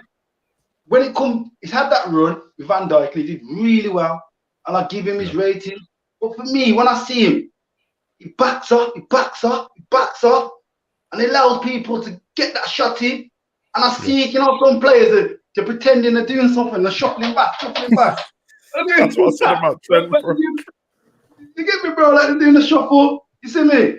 And then the goal goes in, you know. So for me, when I see that, those are little things I see in terms of whether you're ready, you know what I mean? So if it comes to like lower level teams, can do that, you know, he can do the job.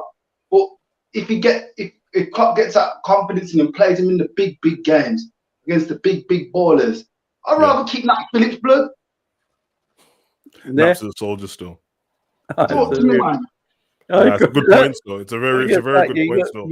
Some great points, my friend. I don't want him to go Villa though, because I hate them. But I can't have him, because him and Konza at the back is a really good centre back. That'd be a good pairing. It would. You have got a point, because what you just said about him backing off is what I always say to people. I see Trent do it all. Trent does it the opposite. He pretends to run after you, but he just slows. Watch him back. Watch Henderson lost his ass to get back, and Trent, once he realizes, like, I'm just jogging now, it's long, bro. It's like one in the Champions League, and the man just ducked to turn his back, like, yo, take a ride on my back, you turn around, take a lift on my back, you know, get the header. But obviously, I rate Trent, you know what I mean? I'll have to be honest, you know, like, I'm a man, I'm a sportsman, so I like to see people as an individual. So for me, that's what I see in Gomez. Like, it's very good, technical, but pittiness can't take it everywhere. Sometimes you gotta be, I'm in there, I'm coming towards you, I'm engaging, and sometimes you might miss the player, but you gotta be confident that you're gonna hit that ball and take that ball when you're coming for the ball. You know what I mean? So That's just me, really. Those are my main gripes. I know there's a Man United thing, but I'm not gonna go into that. That's gone far. But you know what I mean. Yeah, good But for point. We'll me, chop that up, man. yeah. But bless Right. up anyway. Keep up the work, Jamie. Real soldier. You know what I mean. And you're Yeah, just my doing man. it on a real level. And yes, Thank you you are, very man. much. You like the energies as Big up, well, bro. man. Cheers, Yeah, my man. man. Take it easy. I Don't don't be know a what stranger. you're gonna say. Huh? Yeah, don't be Yeah, a man. stranger. Yeah, man. Call in again. Great questions. Call in again, yeah? All right, my Great brother. question. Bless up, man. Bless up. Yes, I'm See you here, later, my man. friend. Right? Enjoy. See Yeah, you later, my man. man. Oh, great Interesting, question. man. Great questions.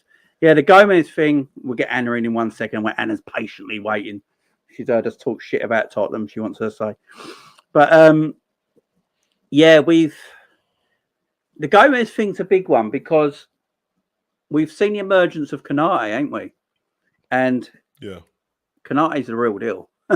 Kanate's the real deal. And I've been saying this a while back because everyone's talking about DeLitt at the moment. They're all talking about DeLitt, how great he is. He's just fallen off a little bit. Mate, he ain't played in about flipping. No, he hardly And plays.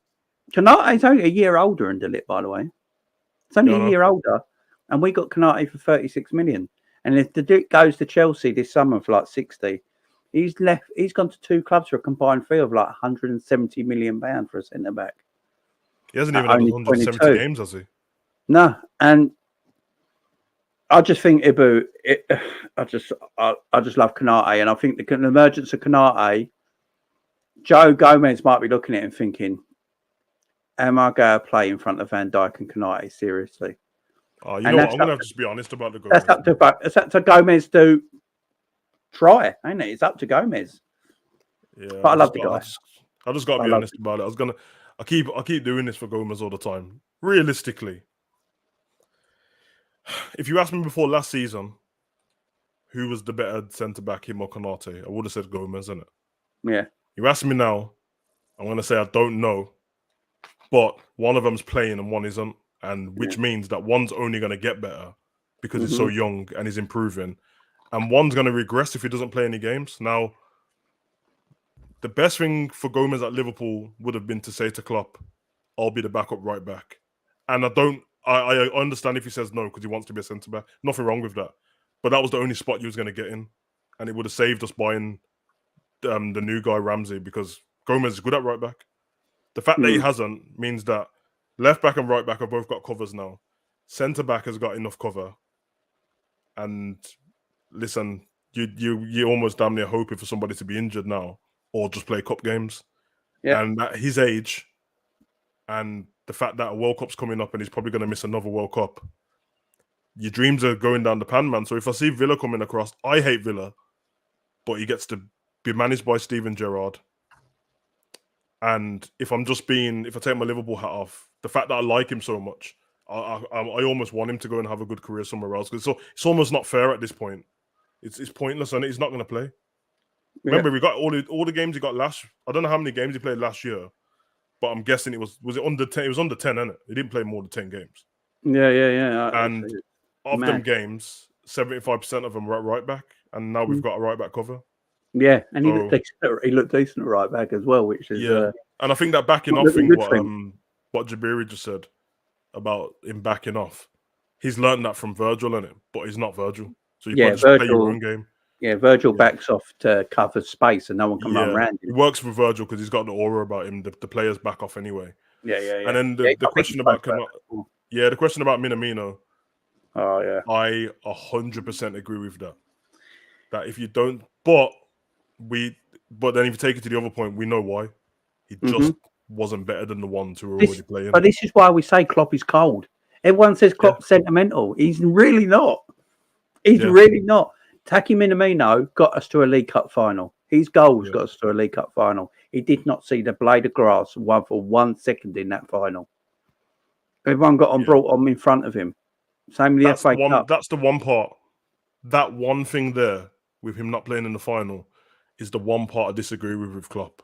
Yeah. I think in the league, I'm fine with it. But if the man gets you there, I remember Tottenham did it when Mora literally got them there against Ajax. Yeah, and then in the final they played Kane, injured Kane, and I was like, this is taking I know he's your best player in that, but he's injured, and he was trash. He was trash in that final as well. So I just think that he's making a point because Origi had it as well. Origi would score a winning goal, and then he wouldn't get gifted a game in the next game. And Origi's better than Minamino. So Yeah. I do agree with that. Hopefully that don't happen. I think it'll change though with the young guns. I think if Carvalho and that does well, I think they'll play in the next couple of games and stuff like that. Yeah. We'll see. Big up Kev again. I think by the end of the season, you'll see Joel becoming fourth choice. By having Joe Gomez there's no pressure on Ramsey to dump straight in. We play nearly 60 games every season. That is so true. Kev, if you want to jump on, mate, and there's links there. You've got always great points, but I know you're a busy man at the same time. So, but the links there, Kev, if you want to jump on, if you're same, my man. Plus, there was a really bad injury, Joe. Yeah, his injury was worse than Virgil's, much worse. Let's get. I just don't want to stop him going to the World Cup, man. You know what I mean? So let's welcome Anna to the show. Come on, Anna. How you doing? All right, guys. When the Spurs go marching in, I want to be in Oh, Spurs colours in it. Look at the Spurs colours. Has to be done, doesn't it? How are you guys? You all right? We're good. Yeah, we're doing good. We're doing good. Good. Right, first point. When that question was asked about can Spurs win the league, the laugh was a bit too hard and a bit too fast. You know what I'm saying? Sorry, it was a bit too much. Yeah, exactly. Slow your roll. We're getting told off. To be quite honest, I laughed as well. I want to talk about the wages thing. About how mental wages are getting. Like the whole Mo Salah thing, he's asking for 4. How can he ask for 4? Know your role, mate. Look where you are. You're at Liverpool. Liverpool ain't Bankroll FC. They're not Monopoly FC. Sorry. You got to look where you are. Know your role. Know your place. To ask for 400, Kane's on 200. Son's on 172. You telling me that all of a sudden Mo Salah puts a ticket of 400 a week on himself? That's crazy. Where is it coming to? Where is it getting to the point where clubs are going to have to go, you know what, you are our star player, but what you are asking is over the limit and we're going to have to let you go, sorry. Yeah. How long is it going to be before clubs make major decisions where they just go, sorry, too rich for my blood? It's true. Yeah, exactly. Exactly. It's got to stop. It's got to stop. It's becoming sickening. Yeah, wages are a madness, and Yeah. it all started with Real Madrid 20 years ago. That's where it started. Yeah. And now Real Madrid are upset because everyone's caught them up. That's the problem. Now they're upset about it. That's but the you problem. It's Son on 172. That is such a weird number. 172. Yeah, such a weird Son's number. on 172. Kane's on 200. Look, you could arguably say with Son. Yeah, with Son, what he's done. Tottenham's wage thing has always been crap.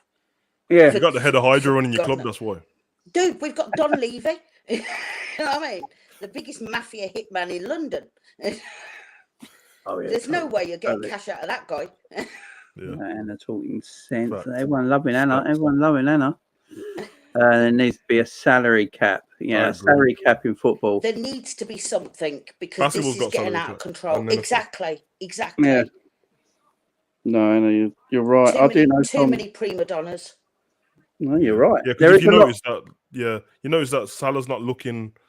He's not looking down at the rest of the players in the Premier. He's just looking up. He's only looking at the ones who are being paid more than him. If you look down, then you're like, okay, then maybe whatever is a bit more reasonable. But to go for 4 when you got man like Virgil in your team and that, it's a bit mad, bro. Because that's crazy. The only way Liverpool are going to make money is if they start doing extra business. But the problem is, it's going to take the wages away from something else to build that. You're going to use that revenue to start that up from something else. So the squad money is going to suffer. Yeah. Yeah. But the problem is people also don't realise that because every transfer window comes round, you can hear it. It's all over Twitter, all over everywhere. Oh, we're going to get Messi. We're going to get such and such. What? No, you're not. You're frigging Leeds. No, you're not. Get a life. You ain't getting Messi. You can fantasise and dream team all you like. Pure and simple fact is, checkbooks are there. Yeah. Money and wages are already in a pot. They ain't going over that limit, because otherwise 100%. Their club is ruined for the next 5 years. Yeah. Look at Arsenal. Look at us. We built a stadium, and for the next how long? In transfer windows, we couldn't do any business because we were beholden to what we'd already paid out with the stadiums. True. For what was it? An entire calendar year, we made no sales. We made no buys. An entire calendar year. Was that after the Champions League final, or it was after, innit? The year after. Or that was before. That was before. The year before, yeah. Danny Rose was there and everybody.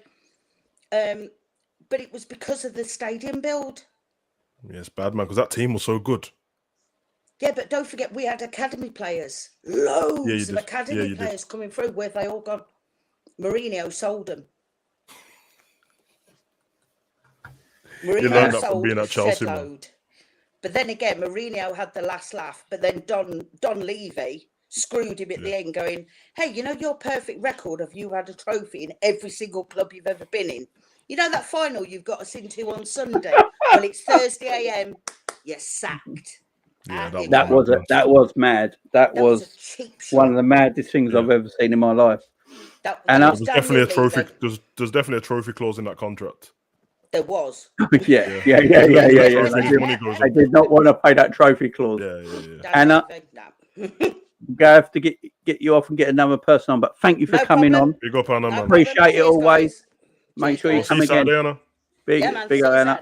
See you later. See you later.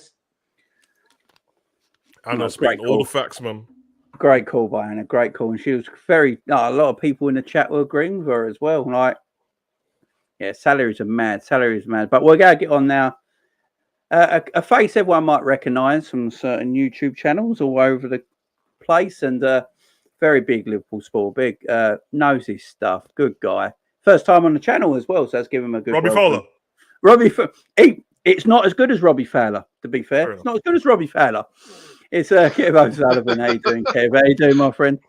I'm really good, Jamie. How are you guys doing? You well? You having a good show tonight, yeah?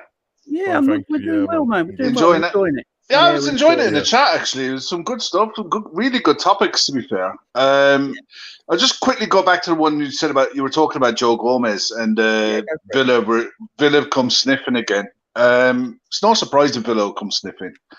I mean, Joe's an exceptional centre back. There's no doubt about it. But he's had 3 really bad injuries in his time at the club, and the reason I said what I said is we're going to play a lot of games next year, and it's going to be a long, condensed season next year. And I think you're going to see a bit more rotation. And the fact that he was held back a bit this year, because of the injury that he had, that was a really bad injury. You know, I mean, that was a total knee. It was a lot worse. It was a complete reconstruction of his knee.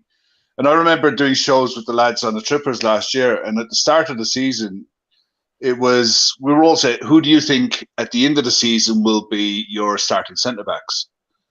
And I had Joel Matip last. And as the season evolved, Joel has arguably been our best centre-back last season. You know, he had the season of his life because he was held back the season before. He finally got his body right, and he kicked on last season and had the best season of his career. So much so that he was looking to maybe get back into international football. And we'll see if that one pans out or not. But I think that I'd be amazed if Joe leave. I'd be amazed if the club allowed Joe to leave, because the balance that we have at the back now, with the addition of Ramsey, we finally got our 8 defenders. Agreed. That offer you everything. You know, that you have youth and a development project in Ramsey. You've got 4 established centre backs. You've got good options on either wing, and the fact that we attack so much from fullback, that you're able to rotate, and hopefully Ramsey kicks on. Look, Ramsey could be anything yet. I mean, that's why having Joe Gomez at the club, you can still play him at right back, and you're not expecting the world from Ramsey as we saw with Costas. It took Costas time. You know, last summer there were people shouting for Costas to go because of the way he handled COVID. You know what I mean? And then we saw what he's capable of last year. This is the one thing with Klopp that people have to get to grips with. He's signed 2 extensions now at the club. He's all in with FSG. He's all in with the transfer policy. He's all in with the wage structure. Yeah. And he will give players time as long as the players give him what he wants. He'll facilitate moves for those who want to go, the likes of Taki, and the others that are rumored. I mean, James Balagizi got a move today to Crawley Town. That's going to develop him an awful lot more. Yeah. You know, I think the rounded look at the club and where we are at the moment, the fact that we've got our business in and done, the fact that these players are away on holiday, they'll come back, they'll settle into their new homes, they'll start pre-season fresh and ready to go. You've got clubs like Manchester United, haven't signed a soul. They're back in pre-season and they're releasing videos thinking they're the best thing since sliced bread. You know, it's nuts. I think we all love a new signing, and I do more than anyone else. Yeah. But you have to appreciate what you have as well. And what we have is a squad that gave us a competitive game every game last season. We were involved in everything. And that's all FSG will, any club owner will ever promise you, is that we will make you competitive. You've no divine right to win anything, but we'll give you the tools to be competitive, and we are competitive. And 100%. As a fan, I'm delighted with that. You know what I mean?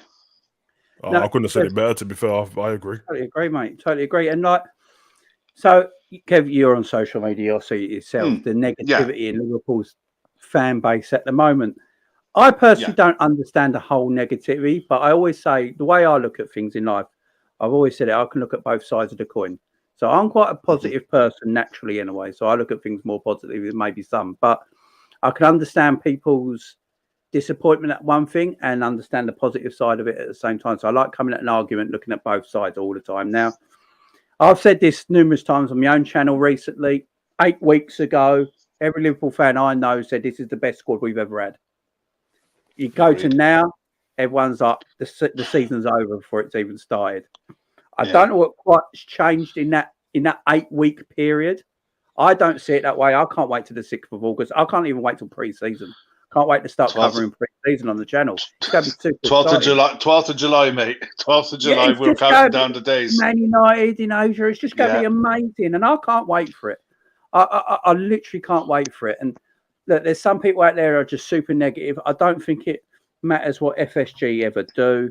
I mean, I don't think we're a buy-to-sell club either anymore. We're not a buy-to-sell club anymore. Oh, no. We're buying players without selling them. But everyone sells. This is the thing that does my head in, Kev. Everyone sells players. Yeah, everyone has to make back some money somewhere, no matter how rich they are. Businessman. So it's the one thing I look at Chelsea and I look at them and think, the one thing that Chelsea does really well is sell players. Yeah, Chelsea sell brilliantly. Probably better than anyone in Europe. Yeah, and they saw 15 youth season. But that's all going to change because the new rules are coming in where you're only allowed to loan out 6 players. Yeah. And then you're stuck with what's left. So squad sizes are going to get trimmed down naturally over the next few years anyway. But at the same time, the volume of football that clubs are going to be, the top clubs, are going to be asked to play, be it extra games in Europe, extra games at Club World Cups, more international football. I don't know where all of this stuff is going to come from. I honestly firmly believe when clubs are looking at signing players now, we look at signing players for the length of the contract, not for next season. So you're going to be looking at, how can I put this? You're going to be looking at squad sizes of 25, to 26 players. And that has got to sustain you over potentially 72 games in a season. That's a lot of football. That's going to cripple players' careers. I think the idea of players playing at elite level, including international football, into their mid-30s in 5 years' time is just going to be a nonsense. It just won't happen. It can't happen. You already saw it this season, I suppose. We saw a bit of a drop off in Jordan Henderson, largely because of the volume of football that he was asked to play. Now, I think Hendo is an excellent player and a brilliant club captain. And I wouldn't swap him. I wouldn't get rid of him. I love what he does at the club. But as soon as this World Cup is over, he's got to knock this England stuff on the head. Yeah. You know, James Milner did it and prolonged his career. And I think more and more players are going to do this. And it's going to be to the detriment of international football. Now, I was watching tonight. I was bored tonight. So I flicked on YouTube and I flicked back. I flicked on a World Cup video I watched the World Cup from 1982. It was the first World Cup I ever watched. And I sat back and I watched it and I was looking at all these players like Zico, Adair, Falcao. You had young Norman Whiteside at 17. You had all the Rossi, Rummenigge, Platini, all these great players. I love international football. I love World Cups. I love tournament football because it brings me back to that. Yeah. And I just think that, club football and the nonsense that clubs are going to have to put up with from UEFA over the next decade is going to cripple the game. And you're stuck in catch-22 because clubs generate so much money, right? And everyone wants a piece of the pie. But they still want you to restrict the amount of club players that you have at your club. And they want you to play volumes of football that is going to hurt your players. So when it comes to giving players long contracts at the age of 29 and 30, I can see why clubs are pulling back now and starting saying, look, okay, Sadio Mane, Mo Salah at 31, you've had 4 or 5 years of Klopp football in your legs, at high intensity, high pressure, all full go. You've not been injured. You've been there constantly. You've played loads for us. What are you going to be like in 2 years' time when you're on 350, 400 grand a week is what some fans want to pay you. Yeah. And you can't do it anymore. And we still have to pay you. Whereas at least with our policy of it's incentivized, you play, you do your job, you do it well, you get rewarded. Now, you guys were saying it earlier, that's the right way to go. It has to be the right way to go. Yeah. And there's a reason why clubs are following our structure now. Unless you're Petro FC, you know, you're following Liverpool's model.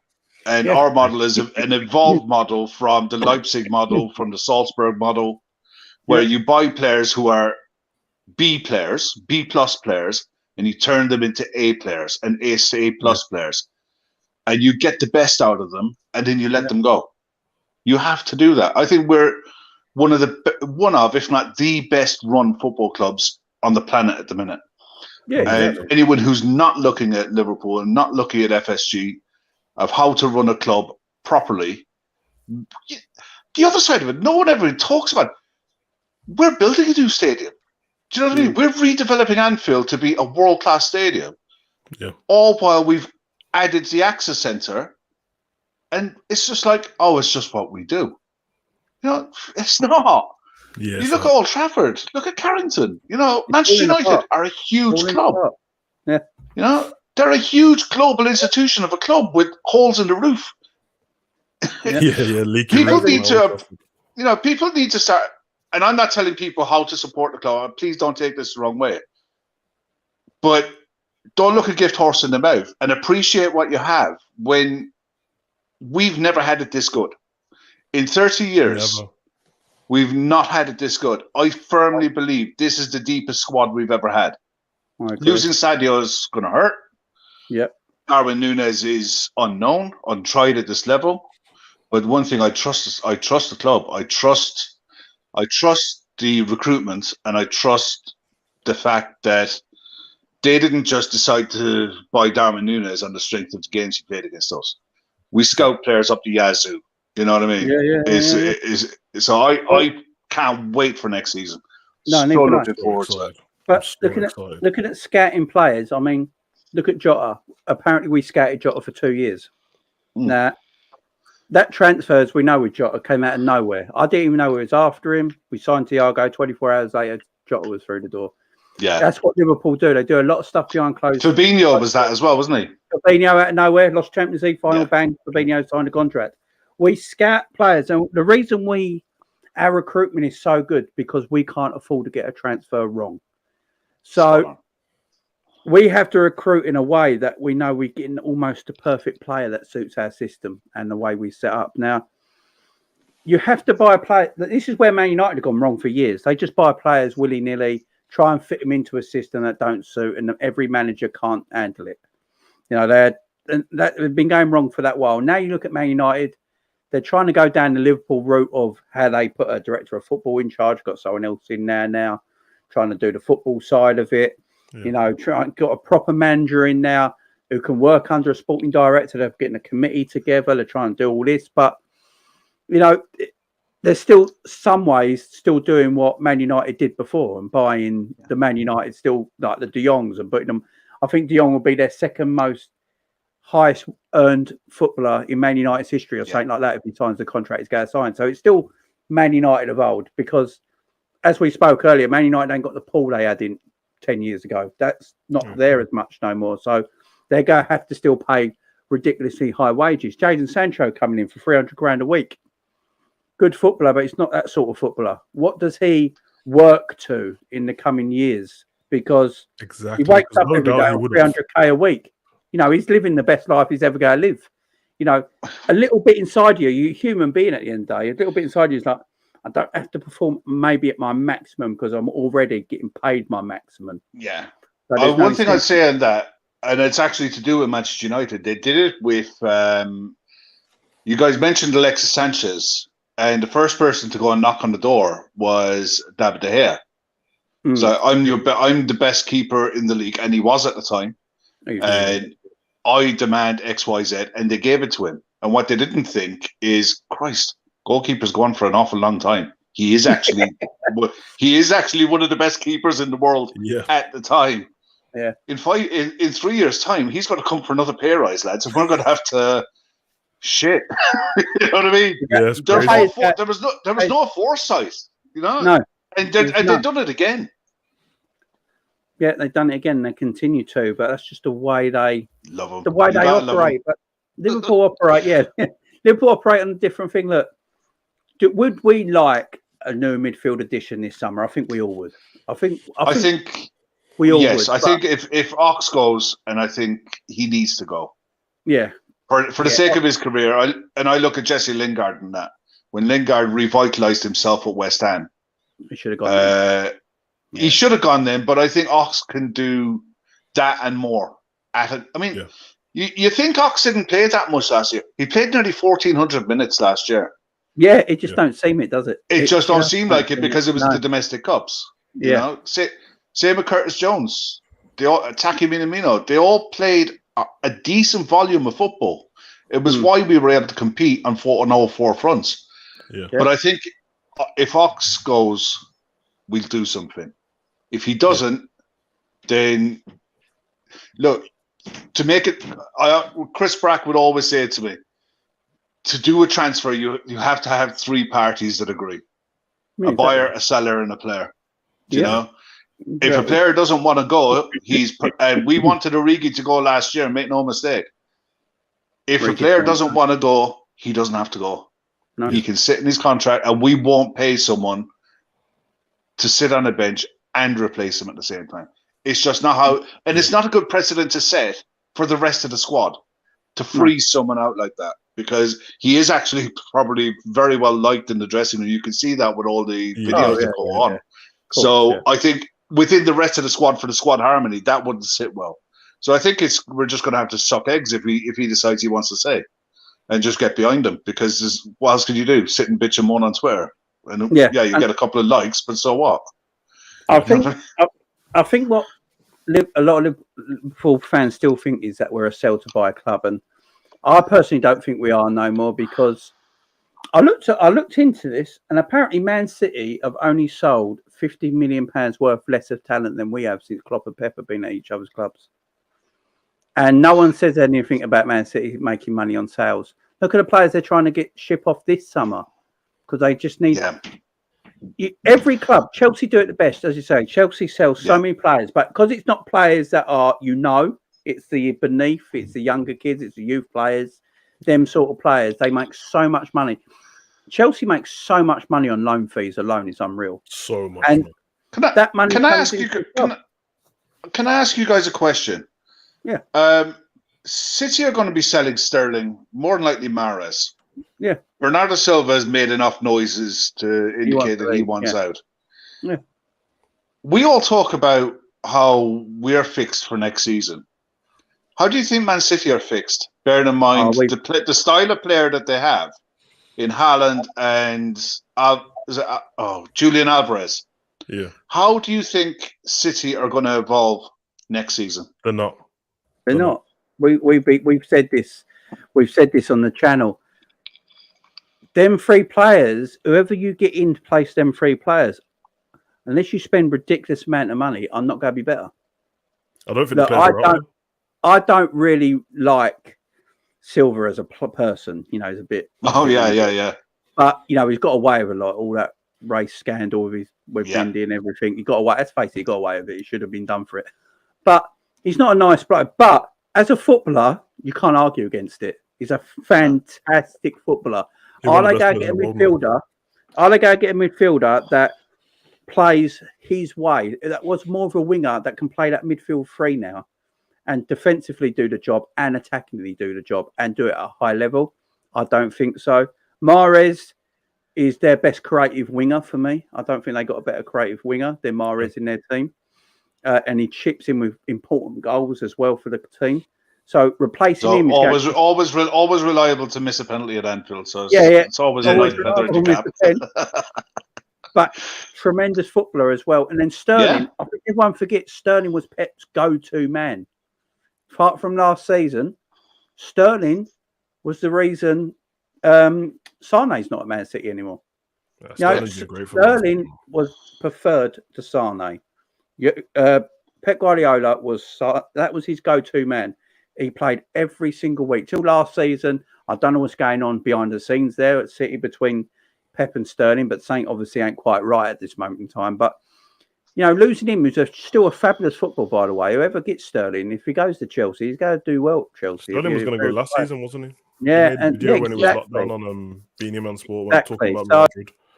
Yeah, we've been speaking about that a lot, especially me and Savage on the channel. And just if they lose them three players and they don't completely replace them, then they're not as strong as they were last season. Especially when you look at Nathan Ake might be looking to go. Yeah. They still have to bring in a left back. And do you know what? Calvin Phillips is a good footballer, but he's missed a lot of football. And that was another one who had a bad injury. And he's got good Bielsa minutes in his legs as well. You know what I mean? Yeah. We don't know the toll that's taken. It's next season is going to be. The window isn't even open officially. It opens tomorrow, and hopefully we get a nice unveiling of Carvalho tomorrow. But I wouldn't be putting the mortgage on picking a top four at the minute. I safely say I could pick a top six, but I wouldn't be putting the house on a top four at the moment.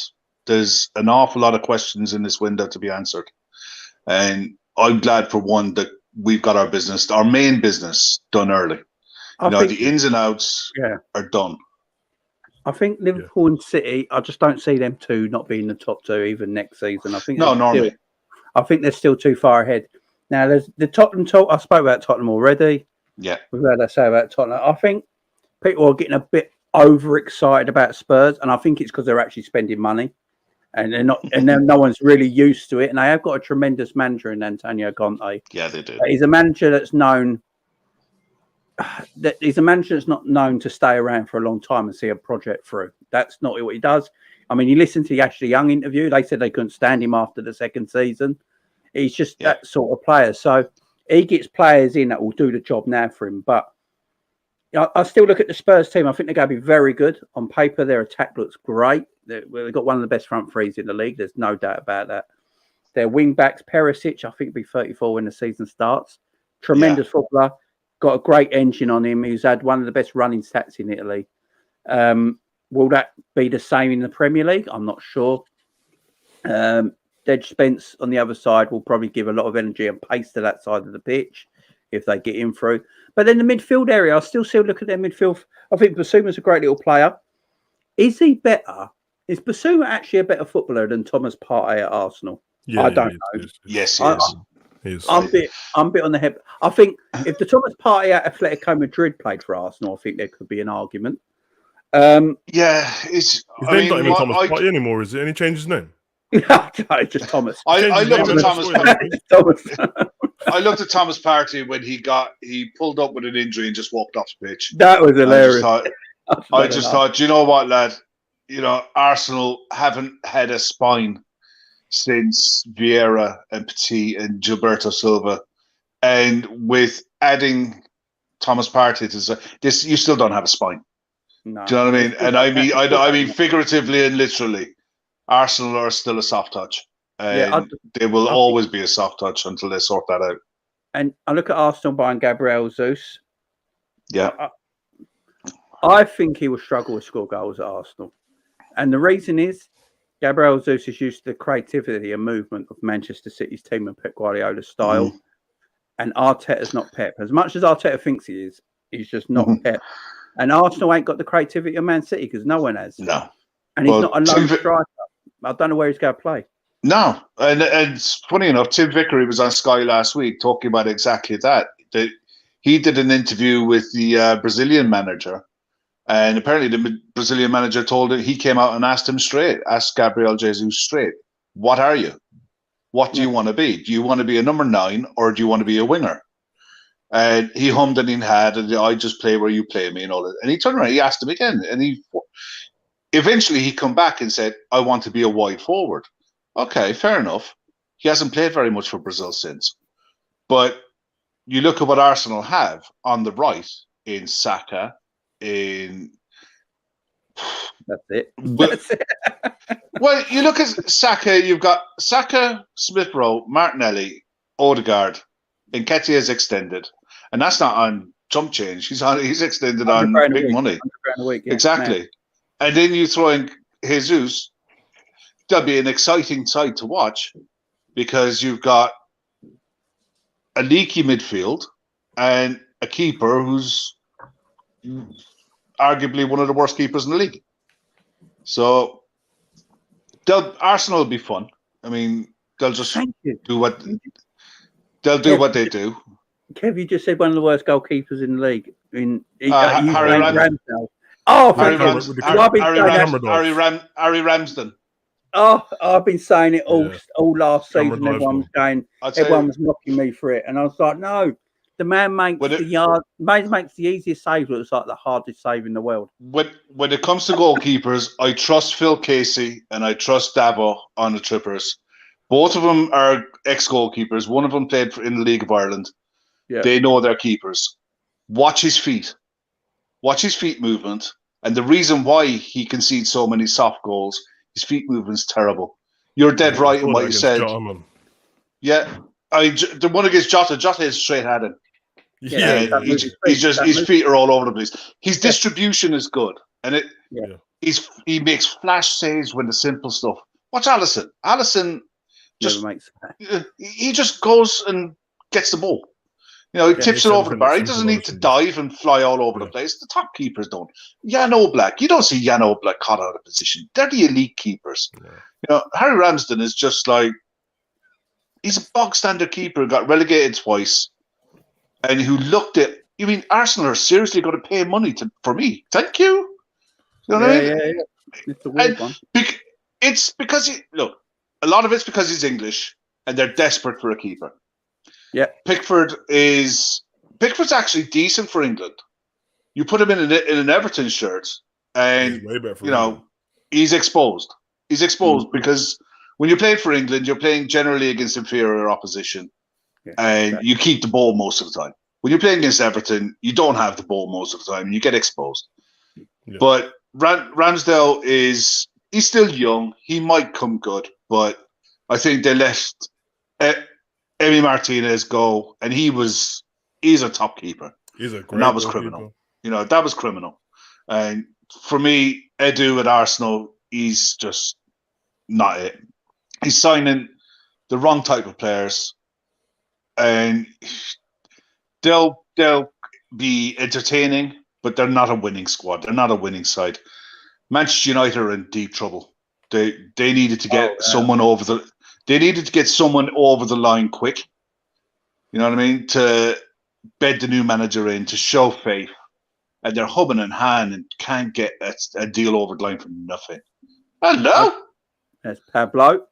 He's trying to take over the laptop. Get out of the way, man. Pablo the Savage. Yeah, we like Nick, Stephen says here, Nick Pope is better than either of them. Yeah, Nick Pope is. He's a better shot stopper. The other two are better with their feet. And in the modern day football, you need to be comfortable in both. Yeah, you need to be comfortable. It's like Edison. I mean, Alisson is a far better all-round goalkeeper than Edison. Because Edison's positioning in goal is terrible. Especially his one-on-ones. Yeah. He just leaves his goal completely open, but his distribution is better. But I've had an argument with people about this distribution thing between... Because I've heard people say Alisson's distribution is not that good because he looks a bit awkward at kicking sometimes. But I read somewhere that no goalkeeper has better distribution than Alisson that leads to goals for their team. Because he's had a few assists, isn't he? Yeah, because of his and even not even to do with assists, just the way he gets rid of the ball so quickly it starts. It's his mentality. It's his mentality, isn't it? Yeah. There was a game a couple of years ago, and someone in the chat might remember it. We were 2-1 up, and we weren't exactly holding on, but we were 2-1 up, and it was a game we had to win. And he fired the ball. He threw it as hard as he could and got someone away on a break, and we scored from it. And Klopp was asked about it in his interview after, and he said, "Well, that's just his mentality. He always wants to do something to score a goal." Yeah. That's you can't coach that. And this is a guy who we put big faith in, big huge money in. People knock FSG. Alisson had one season at Roma. He was in the wilderness before that. No one had ever heard of him. He wasn't doing anything. Chesney was in front of him. That's the depth of the scouting at the club. Mm-hmm. Yeah. That we have. This is why you can chat about people online and bitching and moaning and what have you. This is where the saying trust in Klopp. You got to trust the guy. He knows what he's doing, and he's not. One thing with Jurgen Klopp, right? He's not going to put himself in a position where he's going to be made to look bad. He is he's done it before, mainly in Germany, but he's well capable of leaking to the media when something needs to be said. Mm-hmm. And he's also in a position where if he walked away from Liverpool, there isn't a club in world football who wouldn't want him. So it's not like he wouldn't be in demand. And he's not short of a bob or two. So he's not staying here for making himself richer. He's staying here because he believes in the project and he believes that he can get us to a title. Otherwise, he wouldn't bother. He would go to Real Madrid, PSG, Juventus, and win titles there. He doesn't have to. He's happy with what he's got and extended. And we got 4 more years of him. Happy days. That's why I always say Klopp could walk into any club in world football, let's face it. If they wanted a manager, he could walk into it. But he loves what is happening at Liverpool. I will say one thing before I let you go, Kev. Yeah. Did Alisson score the most important goal in Jurgen Klopp era? He made the most important save in Jurgen Klopp's era. There you go. That's what a lot of people Napoli. say. That's what a lot of people The one against Napoli was the most important save in Jurgen Klopp's career. I agree. But yeah, you'd have to say, we were dead and buried. We tried everything in that game. Yeah. After 15, 20 minutes of watching a game and you're like, it's just not going to happen today. It's just one of those days. And that's what it felt like. And you can call it divine inspiration, call it whatever it was. It was probably one of the best headed goals I've seen by anyone in years. Tremendous. You know what I mean? It was a tremendous header. That gets lost in the emotion of it all. Yeah. That was some serious power and direction in the header. He twisted his neck. Yeah. And then it meant so much. Still the best keeper in the world for me. Best keeper in the world for me. And many arguments. Look, he's ours, so we're always going to have a bit of bias. But I think you could stand and have a straight up argument with anyone and say that Alisson is the best keeper in the world. You could throw Ali in there, yeah, exactly. Yeah, you could throw 2 or 3 others in there that are excellent keepers. Courtois is an excellent keeper, but I wouldn't swap Alisson for anyone. There's 3 players in our squad that I wouldn't swap for anyone in world football. Him, Trent, Virgil. I agree. Anyone else, I would I twist my arm and I could have a debate about it, but not those 3. And them three, they're the best 3 in their position in world football. Yeah, and it's not even close, really. When you boil it down, it's not close. And they're arguably our 3 best players as well. So yeah, I've been saying that for a while now. Virgil for me is our best footballer. He's our best player. I've been saying it for a while now because I don't think we'd be a same team without him in it because what he does that back line. But at the same time, what I saw Alisson do last season, I'm thinking the way we play is because Alisson's in goal. I don't think we play this way if Alisson weren't our goalkeeper. So, spot on. What he does is amazing. But Kev, I'm going to let you go, my friend. No worries, guys. This has been a pleasure. Again, my friend. We'll get you on again. No worries. Absolute pleasure. Thank you very much. Take care, guys. No worries, man. See you later on. Did somebody ask when Pickford's first game was? Pickford? No. Was it against Fleetwood? I can't. If he's on about non-league, I think it was against Fleetwood. He's playing for Darlington, isn't it? Yeah. That midfield needs to stop giving away 2-0 lead. And Mr. Sinclair with the super chat. Big up, Mr. Sinclair. As I said, I'll star your super chat, guys. Guys, if I don't always read out your super chat straight away, I do star them. It goes into a little folder and you can read them out later, guys. So, yeah, Mr. Sinclair, we spoke about that before. We do agree on that. Like, we have got to be a bit better in that central midfield area, giving up leads. But, guys, go and follow the Day Trippers. You'll see Kev on there as well. Day Trippers are a great YouTube Liverpool channel. Go and check them out. I want to say one thing before we leave because it's been a great night tonight. Absolutely fantastic night. Some great calls as well. But guys, we hit 463 likes on the show today. Come on. 463 likes. So big up to everyone who hit the like button today, making a very successful video. Guys, I'll be back tomorrow. 10:30 a.m. An early one tomorrow. So I'm going to do another transfer show, looking at other things as well. We're going to talk about the Bobby Firmino and Rabrio thing that's been spoke about at the moment. No, I would not swap, but there you go. And also a little bit about the Gnabry links. Now, there's very strong rumours at the moment that Liverpool might be gaining for Gnabry. So we're going to talk about that as well. Going to talk about that, guys. So, from me, from Savage, don't forget, all Savage's links are in the description to his channels. Go and subscribe to them, guys. Thank you very much, man. We will be back Tuesday night as the normal time, 8 p.m. for another call-in show. But for me, you'll see me tomorrow morning. We need to get you a finger as well, man, Jay. 2K party, man. 2K party. We'll sort that out as well. Loads of things to sort out in the coming weeks, guys. Liverpool pre-season's not far away now. So, yeah, lots coming up on the channel. Big up to everyone who subscribed to the channel today. Hit that like button. And, guys, we will see you tomorrow morning. Big up to everyone.